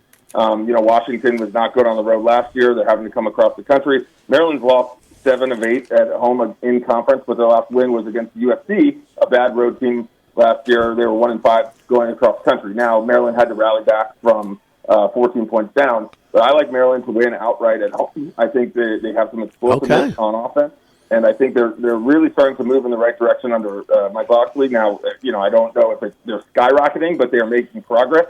I think they have a very capable young quarterback, and I think this is a spot they can pick Washington. Oh, Malik Washington is a very capable quarterback. I mean, a freshman, in-state product, stayed home, and so that gives them a chance to, look, you got to spend some money to keep him now. But, the MLB does the All-Star Weekend. They do the Futures game. Mm-hmm. This is like the Futures quarterbacks with the kid from Washington, Damon Williams, and Malik Washington. These guys, I know the Ohio State kept Williams out of the end zone last week, but man, he can play. And Malik Washington kind of looks the part as well. So I need 1 win out of 8 to hit the over on our preseason win totals with 4.5 with Maryland. And one more, Troy. Who else? I would say there's one I'm very leery about that the public is on, and we're seeing 79% of the split on Virginia plus 6.5 at Louisville. Virginia obviously coming off that big amazing win at home against Florida State, one of the best games of the year.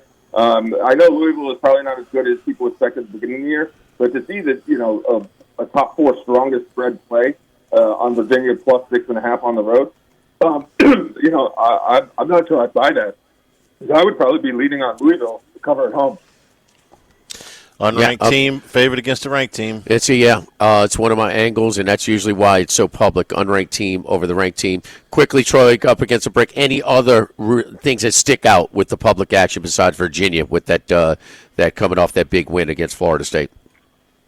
Yeah, Georgia, all the money line tickets handle. That's in every parlay. Versus Kentucky, they should win. Kentucky's in a bad spot, but the public is heavily invested in that. And then an interesting one, Kansas State, is the second most wagered on play on the money line, and the 4th most wagered on play to cover the spread plus 6 at Baylor. We're looking right now at 85% of the spread handles on Kansas State plus 6 at Baylor. I haven't watched a lot of Kansas State. I've seen a little bit of Baylor. That's a little surprising to me, just the sheer money coming in early on Kansas State, a team that hasn't been super whelming or overwhelming. Against the Baylor team, I'm not sure if they're dealing with injuries. So that's the one you could probably explain more, but public strong on Kansas State on the road. Kansas State preseason, getting it back, their first cover last week that they lay in a 6. Troy, great stuff today, man. We appreciate it. Really good stuff, helping us shape our handicap. We will talk to you on Friday. Follow Troy on Twitter at Troy Macker. That's MACHIR. Thank you, Troy. Don't forget our friends at United Community Bank with locations from Baton Rouge to Golden Meadow. We've been serving the people of southern Louisiana for over 50 years. At United Community Bank, your business is our business. We support the hardworking folk behind local business, from initial startup loans to ongoing planning and assessments at United Community Bank. Contact our great team of bankers, Prentice Wilkes, Heath Meir, Nicole Glover, Hunter Creed, David Campbell, David Henry, and see how we can help your business today. United Community Bank, member FDIC, equal housing lender. Lock of the Week Friday, presented by Tex Morris at Edward Jones Investments from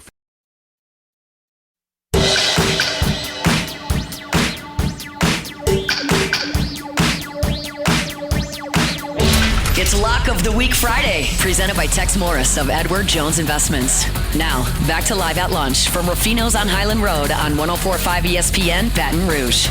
Lock of the week. Take the Rams. San Francisco's too banged up, baby. They ain't got a chance. It can't move the ball, especially on offense. Mac Jones, huh? Sounded good. Mac Montana. I mean, put a 16 on him and just watch him go. Sounded good. I bought it. So you ever read Billy Walters' book? He is what he was built on. He used to have guys go. He paid people at the airport to clean out the people coming in to Vegas from Chicago and Detroit and New York and newspapers, all the sports pages, and read the pre-internet and get as much information on injuries. Sometimes it could be an overreaction to injuries. That's your poster child last night. Because it was all in the same damn position. I mean, it was all of 49er receivers. You know, this is a career night. Kittle is already out, so he really had been targeting Pierce.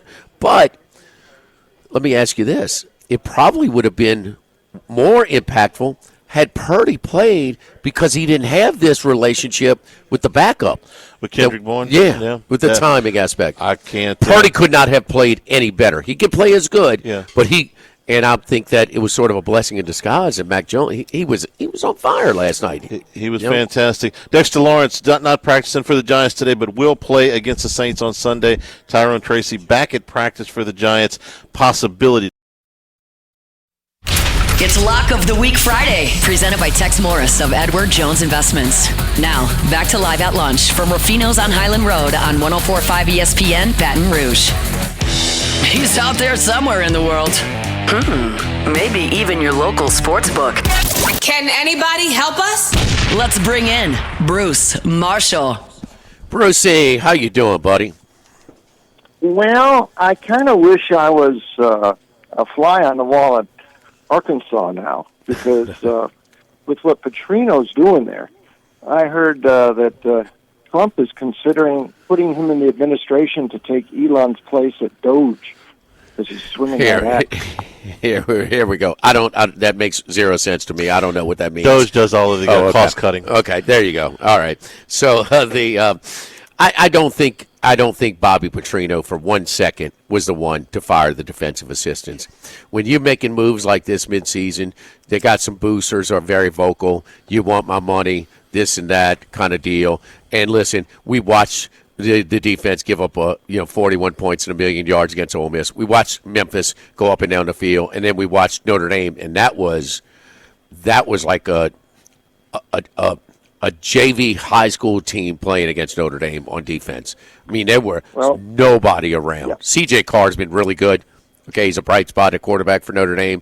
But my good, I want to play quarterback against that defense. So, it's kind of like what did Frank Brawls go tell the old coach? Say, tell me how this co-defensive coordinator works. And I think they say, hey, look, Bobby, you taking over and you making all kinds of changes on the defensive staff. I don't know if specifically. Let me just rephrase that, Jimmy. then Trump will hire the Arkansas boosters to run the village. I don't even know who the vice president is. Okay, Bruce. So you're barking up the wrong tree. All right. I really. There you go. I do know that the Arkansas tie costs SMU the national championship. Okay, back in the Pony Excess. I can watch the U and the 30 by 30s with the U and the Pony Excess over and over and over. Say what they say. Hey, my man. So. I got it on a screen in my media room without the sound, but I could see the guy like perking up and kind of being like proper and saying, if that's the game, if that's how the game is played, then game on. Sherwood Blunt. Yeah. Oh, Sherwood Blunt.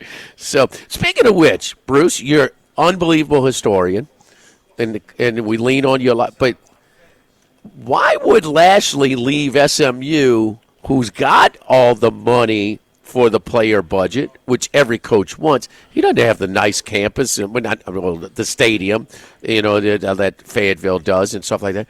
Why would he leave SMU to go to Arkansas? Or am I wrong here? No, I hear your point, and I think SMU is a great spot right now, especially since the pressure ain't going to be quite SEC-like there. But probably neither the money, although they got a lot of it at SMU. I don't think they're going to pay what I'm hearing Arkansas will pay. If what I'm hearing, and Jerry Jones is putting all of his weight behind Lashley, and they've got the naming rights up for the stadium in Arkansas, and he's trying to leverage the NFL somewhere into their NFL connections to get involved with Arkansas. So it's a whole sort of a package thing, but it does kind of mean Lashley is interested, and I think if for Jerry to go to this length, he must have some indication from last year his people that he's interested. But there's still a lot of different ways this could go. The one way it will not go, there's no way Petrino stays. But I will say this, Petrino is probably on audition for some other jobs, and there will be some other ones opening up. It won't be him at Arkansas, but they are going high there, and it's just a matter. They're going to listen to Jerry. They're going to let Jimmy Sexton make this next pick. Where does it go? But they're shooting for the top, and then they always think they can get a Ryan Silverfield or John Summerall if they can't get those couple guys they want. But you're right. I mean, I think SMU's a great job. It'd take a lot to get me away from there right now. Well, I mean, the Arkansas athletic director is trying to tell us that we're not set to compete right now to get to the college football playoff. Well, they're wondering if they can make it. Well, SMU, hold on, Fadinky. SMU is already proven they can get to the playoff. Charlie, do you think Petrino is no? I don't think they're going to go that route. Bruce stuff, but do you? Everybody was trying to connect the dots here. Do you think Petrino's a possibility? I don't anymore. I did right when they made this move. I thought he might be, but there's no reason to watch Bobby Petrino coach the rest of this season to know if he is capable of succeeding at the University of Arkansas or at this level. He's done that before. They've got everything they need to know. If they wanted to make the move, they could make the move right now. Okay, there's really no reason to let this play out. Are you going to think any differently of Petrino if they go 5-2, which they're not going to do, no, or 4-3, or 2-5, or whatever? Petrino's a known quantity. Either you want him or you don't. So they don't. He's just keeping the seat warm until the end of the season. I am fascinated as to what the contract terms of Rhett Lashley's deal are a little bit hidden because it's a private school, but he signed a 6-year extension in November last year, right before the playoff game. Yeah, on our way to the playoff game, sure. But the buyout apparently is not significant. Okay, his compensation is, but the buyout is not. So they can get him out of there if he wants to go. Charlie, when you succeed, again, when you're successful and you got all the leverage, you're not paying a buyout to leave. No, you're not putting that in there. They don't have. So there's no real disincentive from a financial standpoint for Arkansas. But Brucey brings a good point. Now Jerry's got it, but is Jerry willing to put it up? To the degree where, because they don't have the player budget. What are we talking about? We're talking about $10 million a year. Well, I'm talking about it's not just for his salary, but we're talking about the NIL and the budget. All that other player stuff, budget, staff, and I get it. So what are we talking about here? $10 million a year probably is kind of puts you in the middle of the conference now. That's he can pay whatever he wants. So is it 14? Is it 12? I don't know. I don't either. What do you hear, Bruce? I hear just for the coach, they're willing to go $150 million for 10 years. And then that's outside of all the nil stuff. That's how high they're willing to go. When are they going to learn? 10 years is ludicrous. I don't care who he is. 10 years is. And who are their permanents? LSU. I mean, that's like $15 million a year. Who are the permanents, Charlie? I'm thinking LSU, Missouri, and Texas. Yeah, the A&M, they canceled that one. Yeah, that's not easy. None of it's easy. No. That's so. I mean, my point is that the new coach is going to have to play these every year. And I mean, Arkansas, the next 5 years, Charlie? Where's their conference record going to rank 1 to 14 in the league? 12.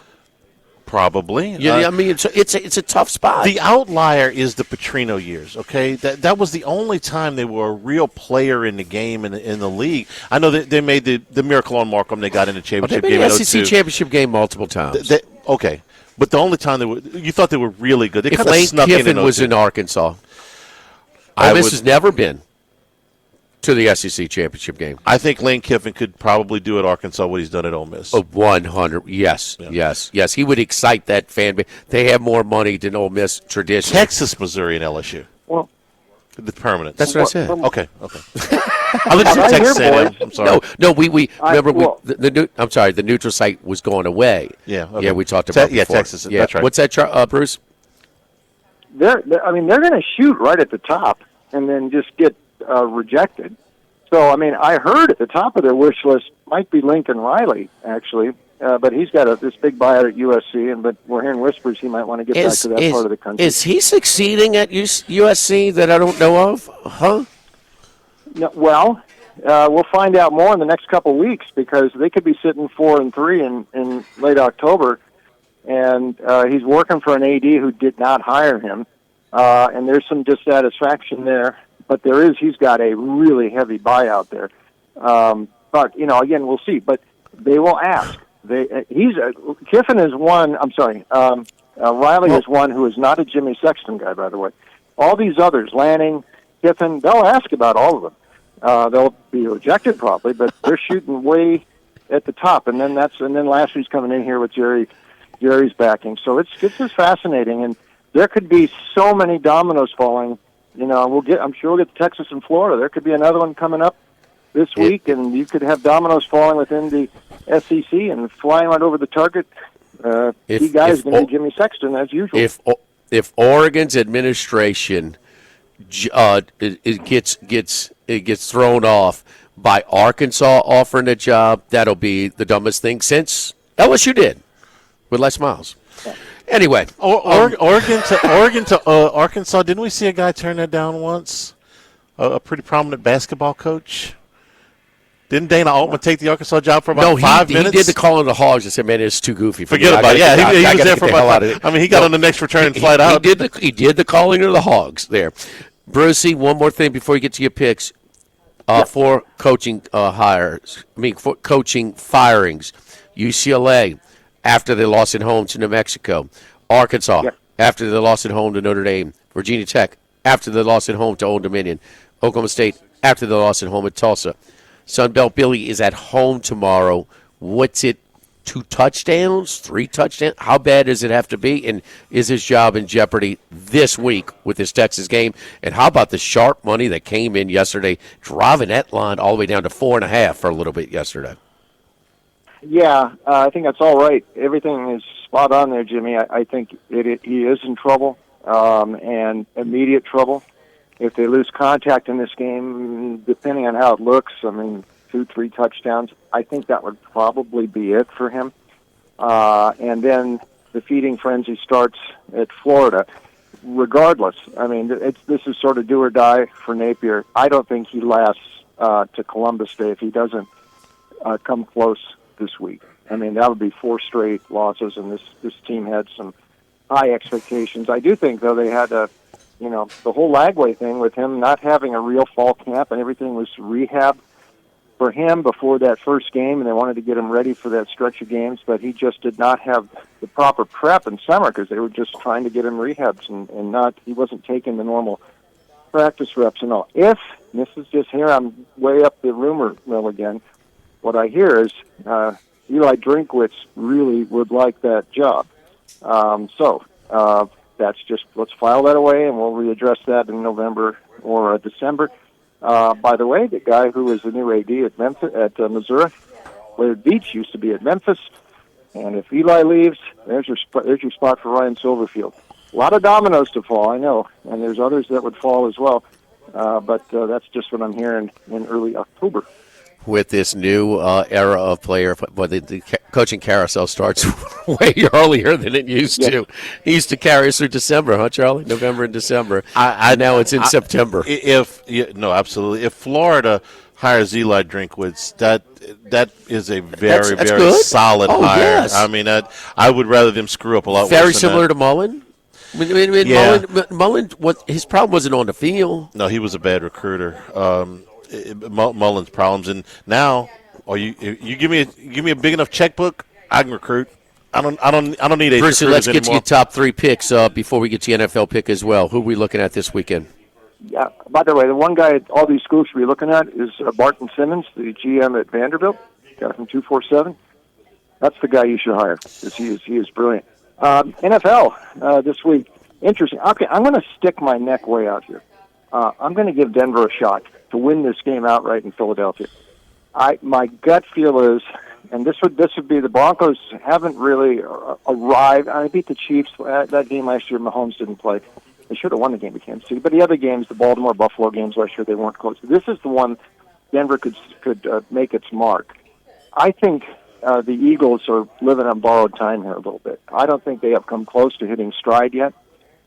This offense can tend to go stale.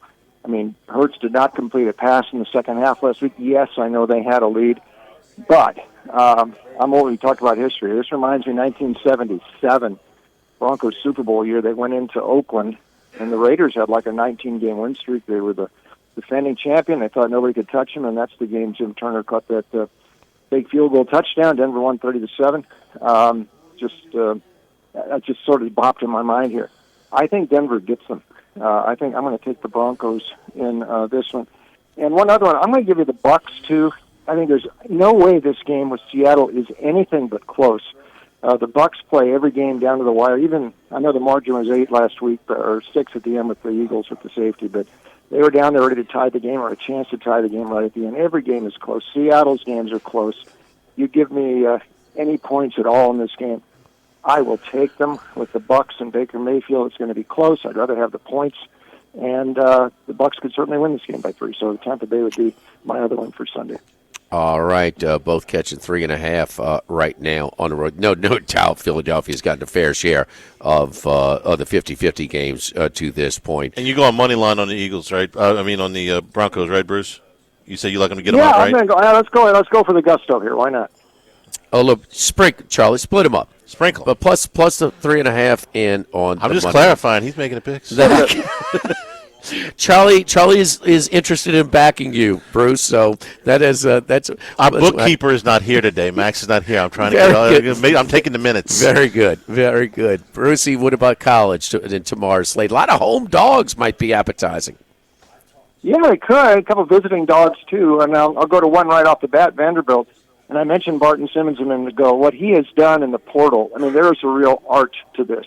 And you wouldn't think a guy who worked at 247 would know what he's doing this much, but he has. And it's not just Pavia was really the big blow they struck there in the portal 2 years ago, and getting Jerry Kill, and then of course the tight end from New Mexico State and the others, and bringing Tim Beck over to coordinate the offense. But Clark Lee's best move was a few years before when he brought his new GM in there, and he has worked the portal great. And there is an art to that. And you look at Florida State last year, UCLA this year. You don't make those pieces fit right, the whole thing collapses. Vanderbilt has made them fit right. And I am not sold yet about Alabama. I know that was one big game last week, and the banana peels have come on the road. Oh, by the way, did you see Ty Simpson now? I saw is up to second in the Heisman odds. Yes. One good half for an Alabama quarterback can do for you at the Georgia. And he does look a lot better than the opener. I think Vanderbilt's for real. And I think I'm going to take the points 10-2 versus the spread. As a dog since Pavia took over at quarterback. By the way, he's only taken like 65 hits to this point, 5 games. Last year was 108 he had taken by this point, so he's not getting beaten up as much as he did last year.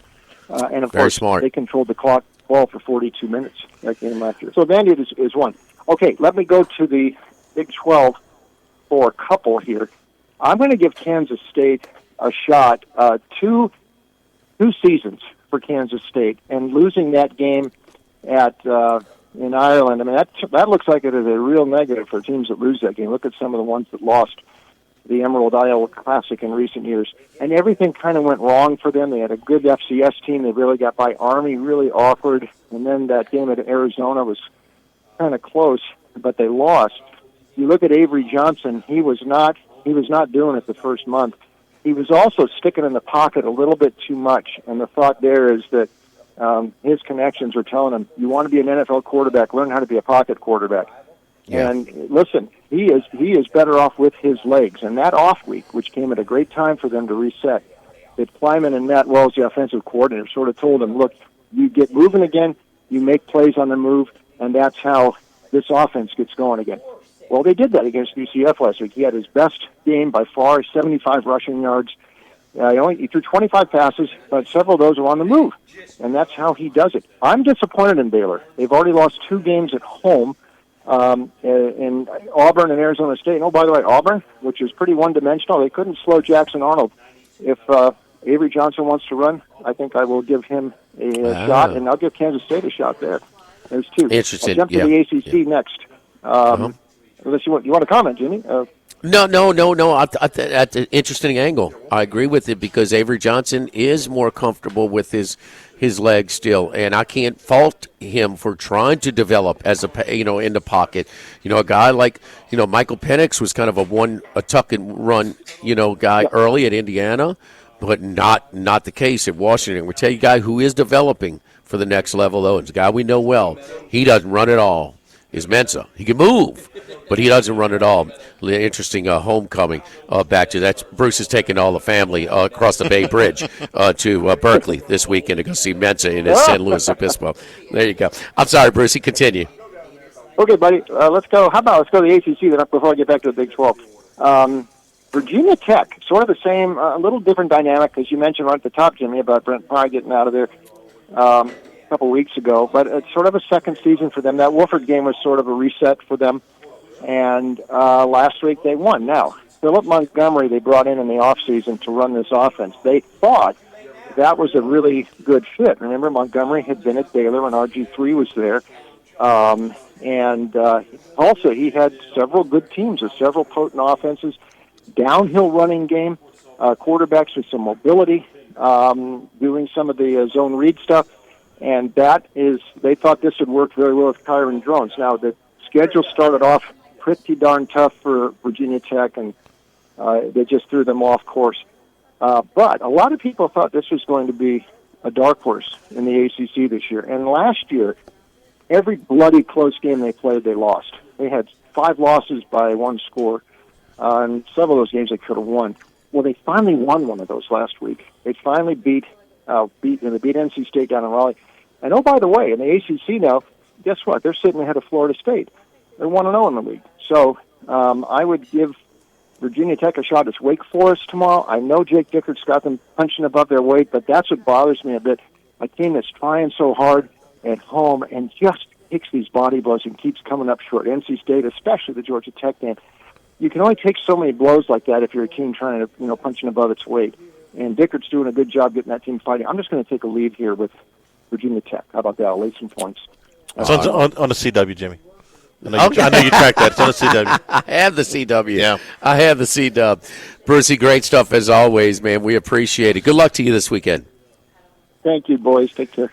All right, don't forget our friends at Federalis Fest. It's here tomorrow. Federalis Fest back for year 3 tomorrow, presented by Williamson Eye Center in Lamar, located at the beautiful Live Oak at Cedar Lodge. That's on Jefferson, right down the street from Town Center.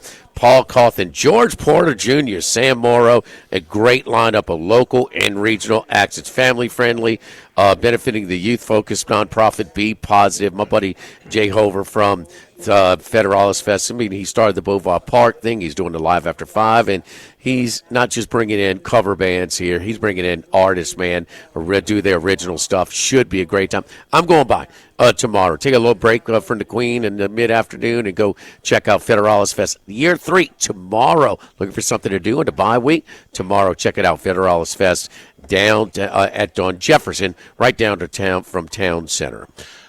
Lock of the Week Friday, presented by Tex Morris at Edward Jones Investments from Rufino's on. Brought to you by Supreme Rice. Make sure you use Louisiana rice, grown by Louisiana farmers since 1936. Available at most local grocery stores. Supreme Rice.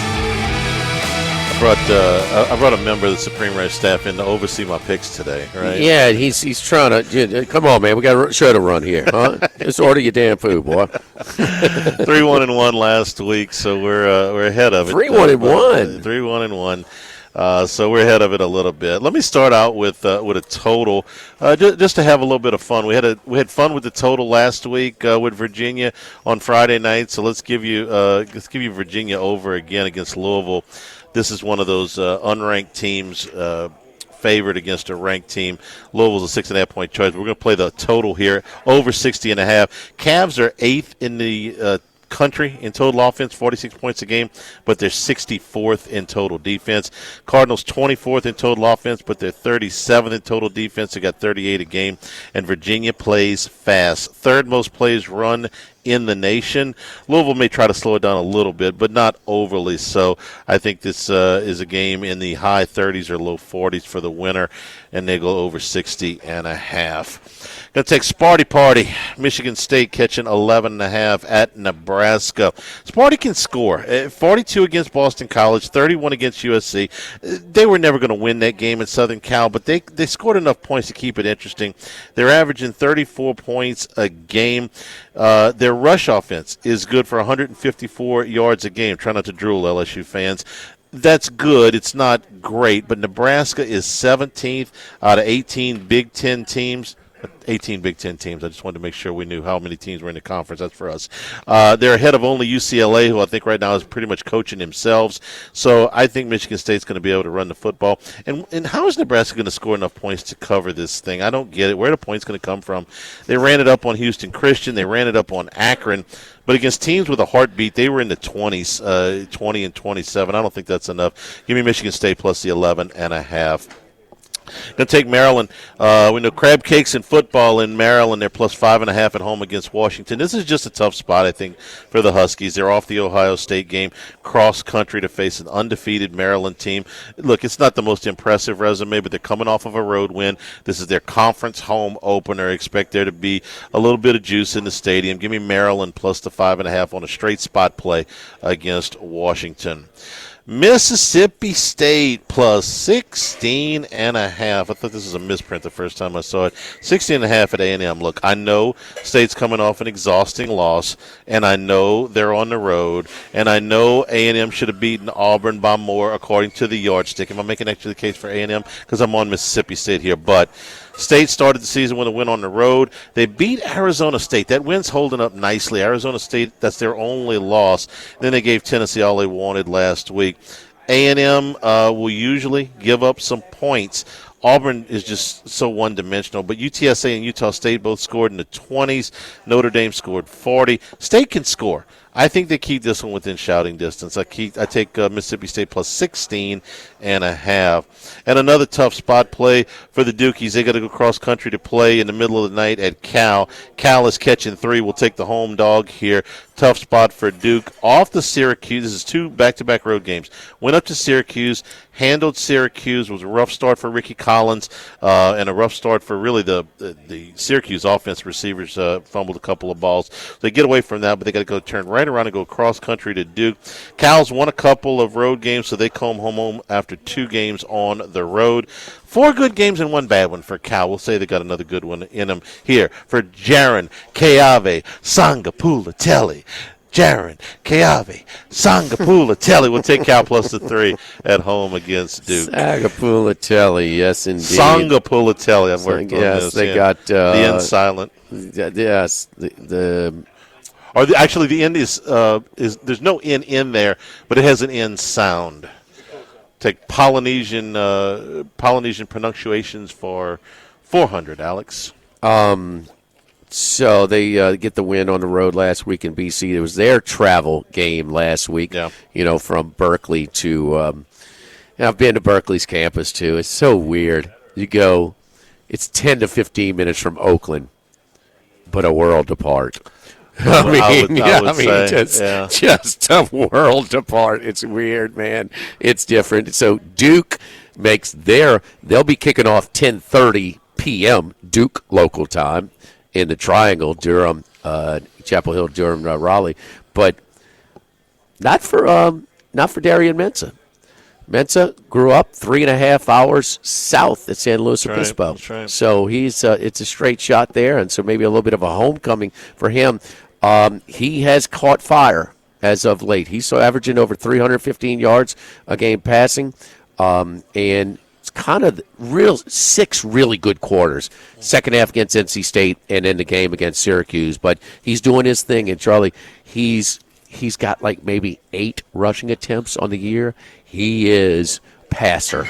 It seems like they've cut the turnovers down, too. The whole offense has cut the turnovers down. It's a problem. A big spot, second quarter, 3rd and 11, near midfield, NC State. C.J. Bailey, I think LSU might be somewhat interested in the quarterback for NC State, but 3rd and 11 near midfield. They just hand off. They give, wait a minute, we're paying $7 million for 2 years for Mensah to come here. What are we doing on 3rd and 11?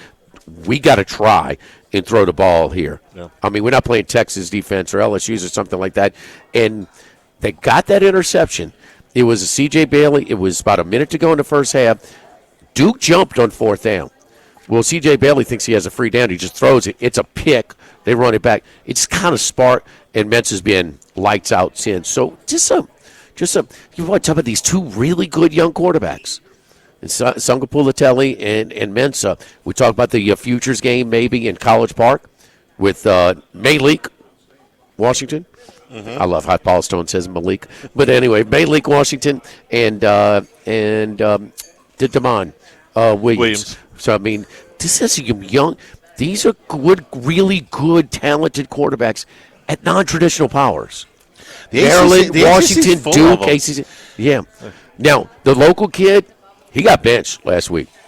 He threw 2 bad interceptions and got benched. Now, he's starting tomorrow, but Eli Holstein from Zachary. Yeah. So he just, 1st and goal for the 4. You can't throw a pick. They put him on the bench in the second half? Oh, they benched him. Okay. Yeah, and Narduzzi said, no, he's starting, and he should. But he was bad. Tie game inside, 1st and goal at the 4. The back is coming out on a wheel route, and he throws it short, intercepted by the linebacker, and then he throws a pick to set up Louisville's game-winning score. So over Virginia and Louisville, Michigan State plus 10.5. Charlie, the 2 biggest moves as of yesterday, and this kind of late Thursday, early Friday, is when we see significant sharp action. State was 13.5. They bet A&M to 16.5. Wow. So from 13.5 to 6.5, and then yesterday it went from 6.5, 7, Texas against Florida, down to 4.5.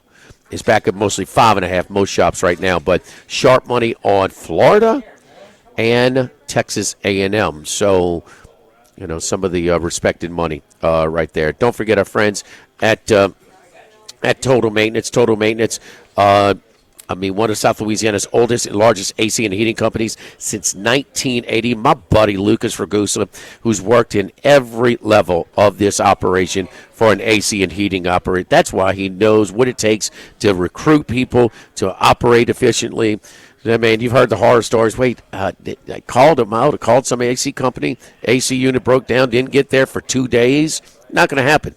At Total Maintenance. Call them up at 480-1000. Service today, every day means you will never sleep hot at Total Maintenance. Total Maintenance, 480-1000. Live at Rufino's Lock of the Week Friday, presented by Tex Morris at Edward Jones Investments on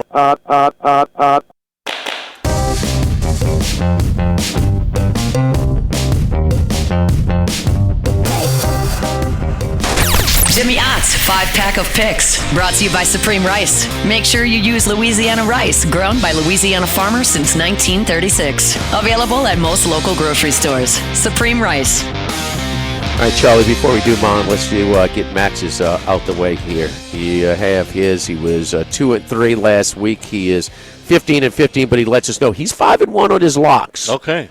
His locks. And his lock, we'll start with that one, and I'll let you get to the rest of them here. But does revenge count from a game 2 years ago? I'm not even sure they count from last year anymore with the roster turnover, but okay. But this is the same coach.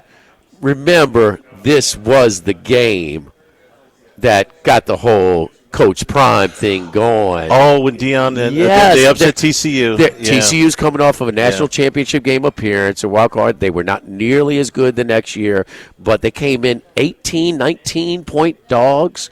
It went outright on Coach Prime's first one, and he is – he let the world know. He is grandstanding after 1-0. They went there for They went there for the Colorado State game 2 weeks later. Little did we know that Coach Prime. They go to overtime. We'll take the ball first. Oh no! You don't do that. You don't do that. Oh, how about this year? Opening game against Georgia Tech.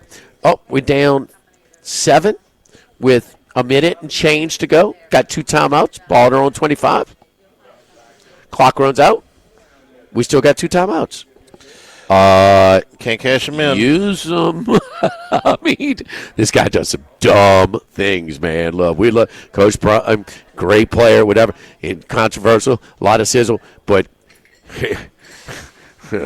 he makes Les Miles look like freaking Bill Belichick with the game management, man. My goodness, there. All right, so he's got that. What else does Max have this weekend? Okay, a game that I like a lot. I just didn't want you to make fun of me for taking a 24.5-point road favorite.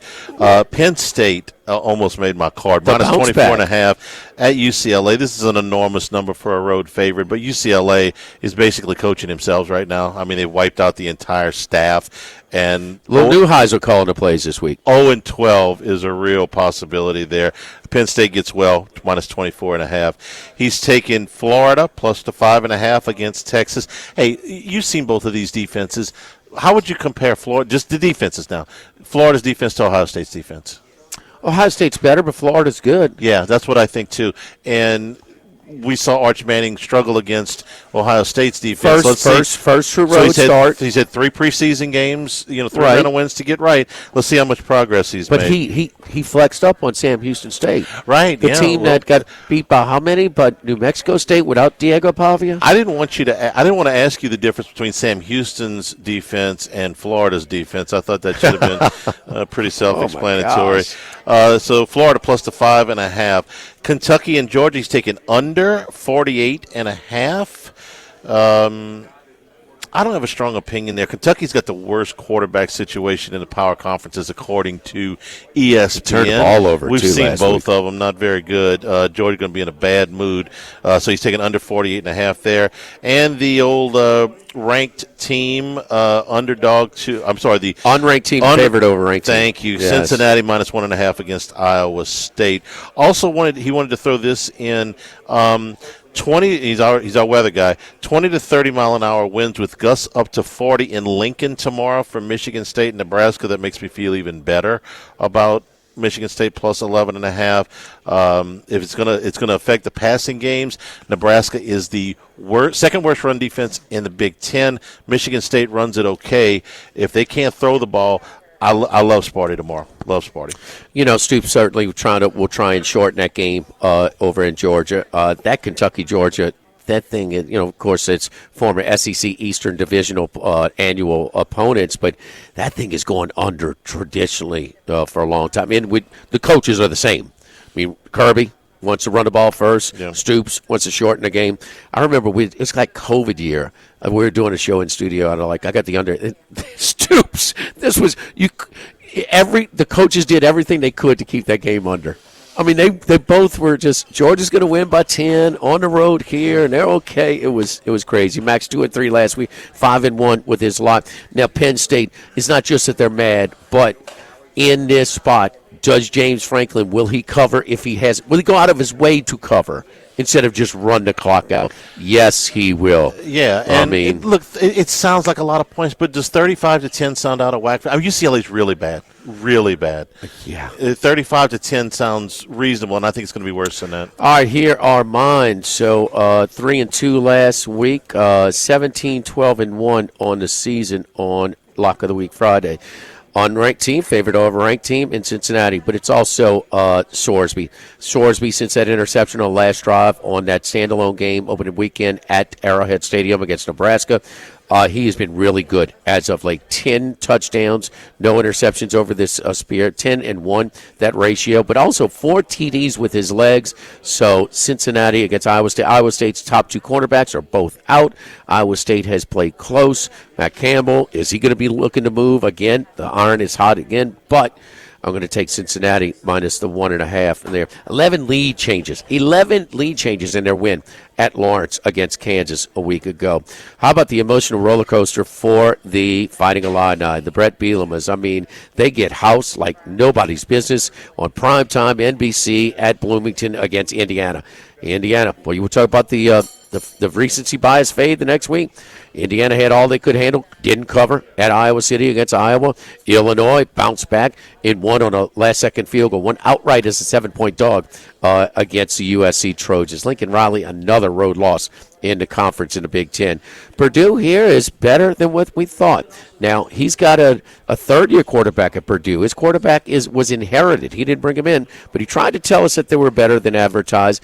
And, who does Illinois have next week? Ohio State. Massive situational spot here. Purdue, how excited, how much left in the tank does Illinois have against Purdue? Give me the Boilers. Go Gordy Rush and that big-ass drum.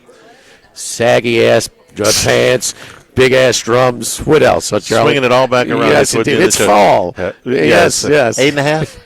9.5. 9.5 available at the Queen, our DraftKings outlet here in town. We'll be hunkering down tomorrow and football Sunday and Friday.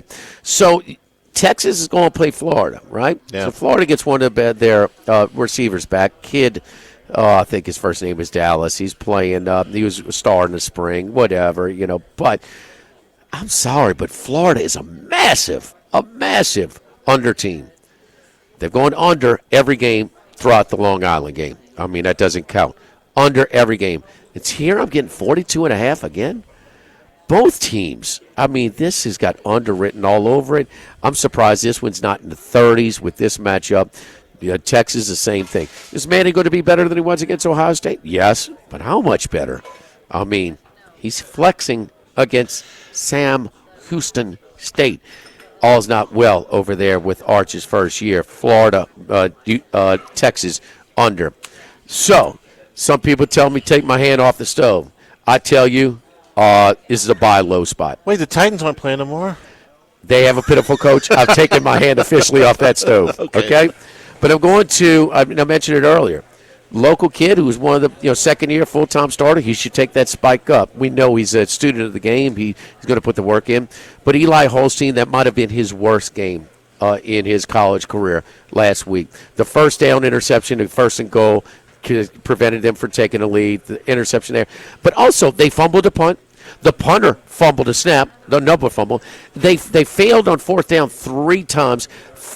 Turnovers and failed fourth down attempts 7-1 last week against Louisville.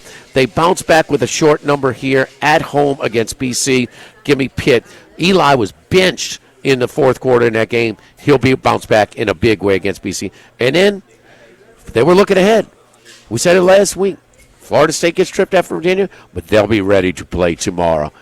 Chief Osceola, prime time. The ACC game gets a selection over prime time over the SEC game.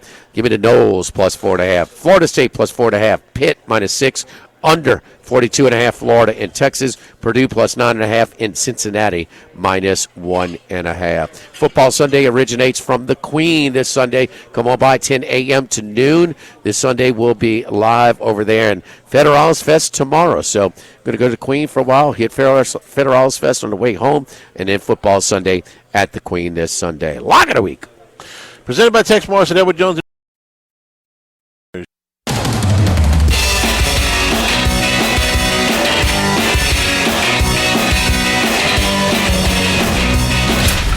Lock of the Week Friday, presented by Tex Morris of Edward Jones Investments. Now, back to Live at Lunch from Rufino's on Highland Road on 104.5 ESPN, Baton Rouge. Wrapping you up, just setting the table for Hunt Palmer coming on in just a little bit. He's excited. Cubbies win. They advance. So Cubbies and Yankees get us home in Otterlocks yesterday. Not so much with the football game. Here's our Dana Brown, brought to you by Dana Brown at the law offices of O.C. Brown. College cappers recap. Matt Humans earlier this week gave you Florida plus the points, plus 6.5 or 7. They're down to 5.5 now. Purdue, both of us, he's a Purdue alum, plus 9.5. Florida State plus 4.5. We got that one as well. He likes your California plus 3, Charlie. In North Carolina plus 14, he's got bigger. I do not like that pick. I like Clemson and count me out too. Wes Reynolds gave us Purdue plus 9.5. Cincinnati minus the 1.5. So Cincinnati is one of 2 unranked teams favored over ranked teams. The other one is what Troy talked about. Huge public play on Virginia as they travel to Louisville. I like Louisville. I'm going to have Louisville. It didn't make my top 5 because they had a plus 6 in a turnover, failed 4th down attempt against Pitt last week, which helped them to win. A&M, he got down at minus 14. They are now 16.5 early this week. Troy Macker earlier today gave us Maryland plus 6.5 and Louisville minus 6.5. Bruce Marshall earlier today gave us Vandy plus 10.5. Charlie, remember we talked about the first time, only time that game day went to Nashville Played for a Auburn. game? So how many times have they been to an away game for Vandy? 0. Tomorrow. First time. Will be the first time. Vandy, Kansas State plus 6.5, and Virginia Tech for Brucey. Thanks. LouisianaSports.net. We'll have a recap of a lot of the picks later on today as Matt will post them. No game day tomorrow, of course, with What LSU you doing? off. Watching ball, baby. Football Sunday from the Queen on Sunday at 10 a.m. for Jimmy. Jordan back in the studio. I'm Charles Henniger saying thank you and good afternoon. Stay tuned for Hunt Palmer on 104.5 ESPN Baton Rouge.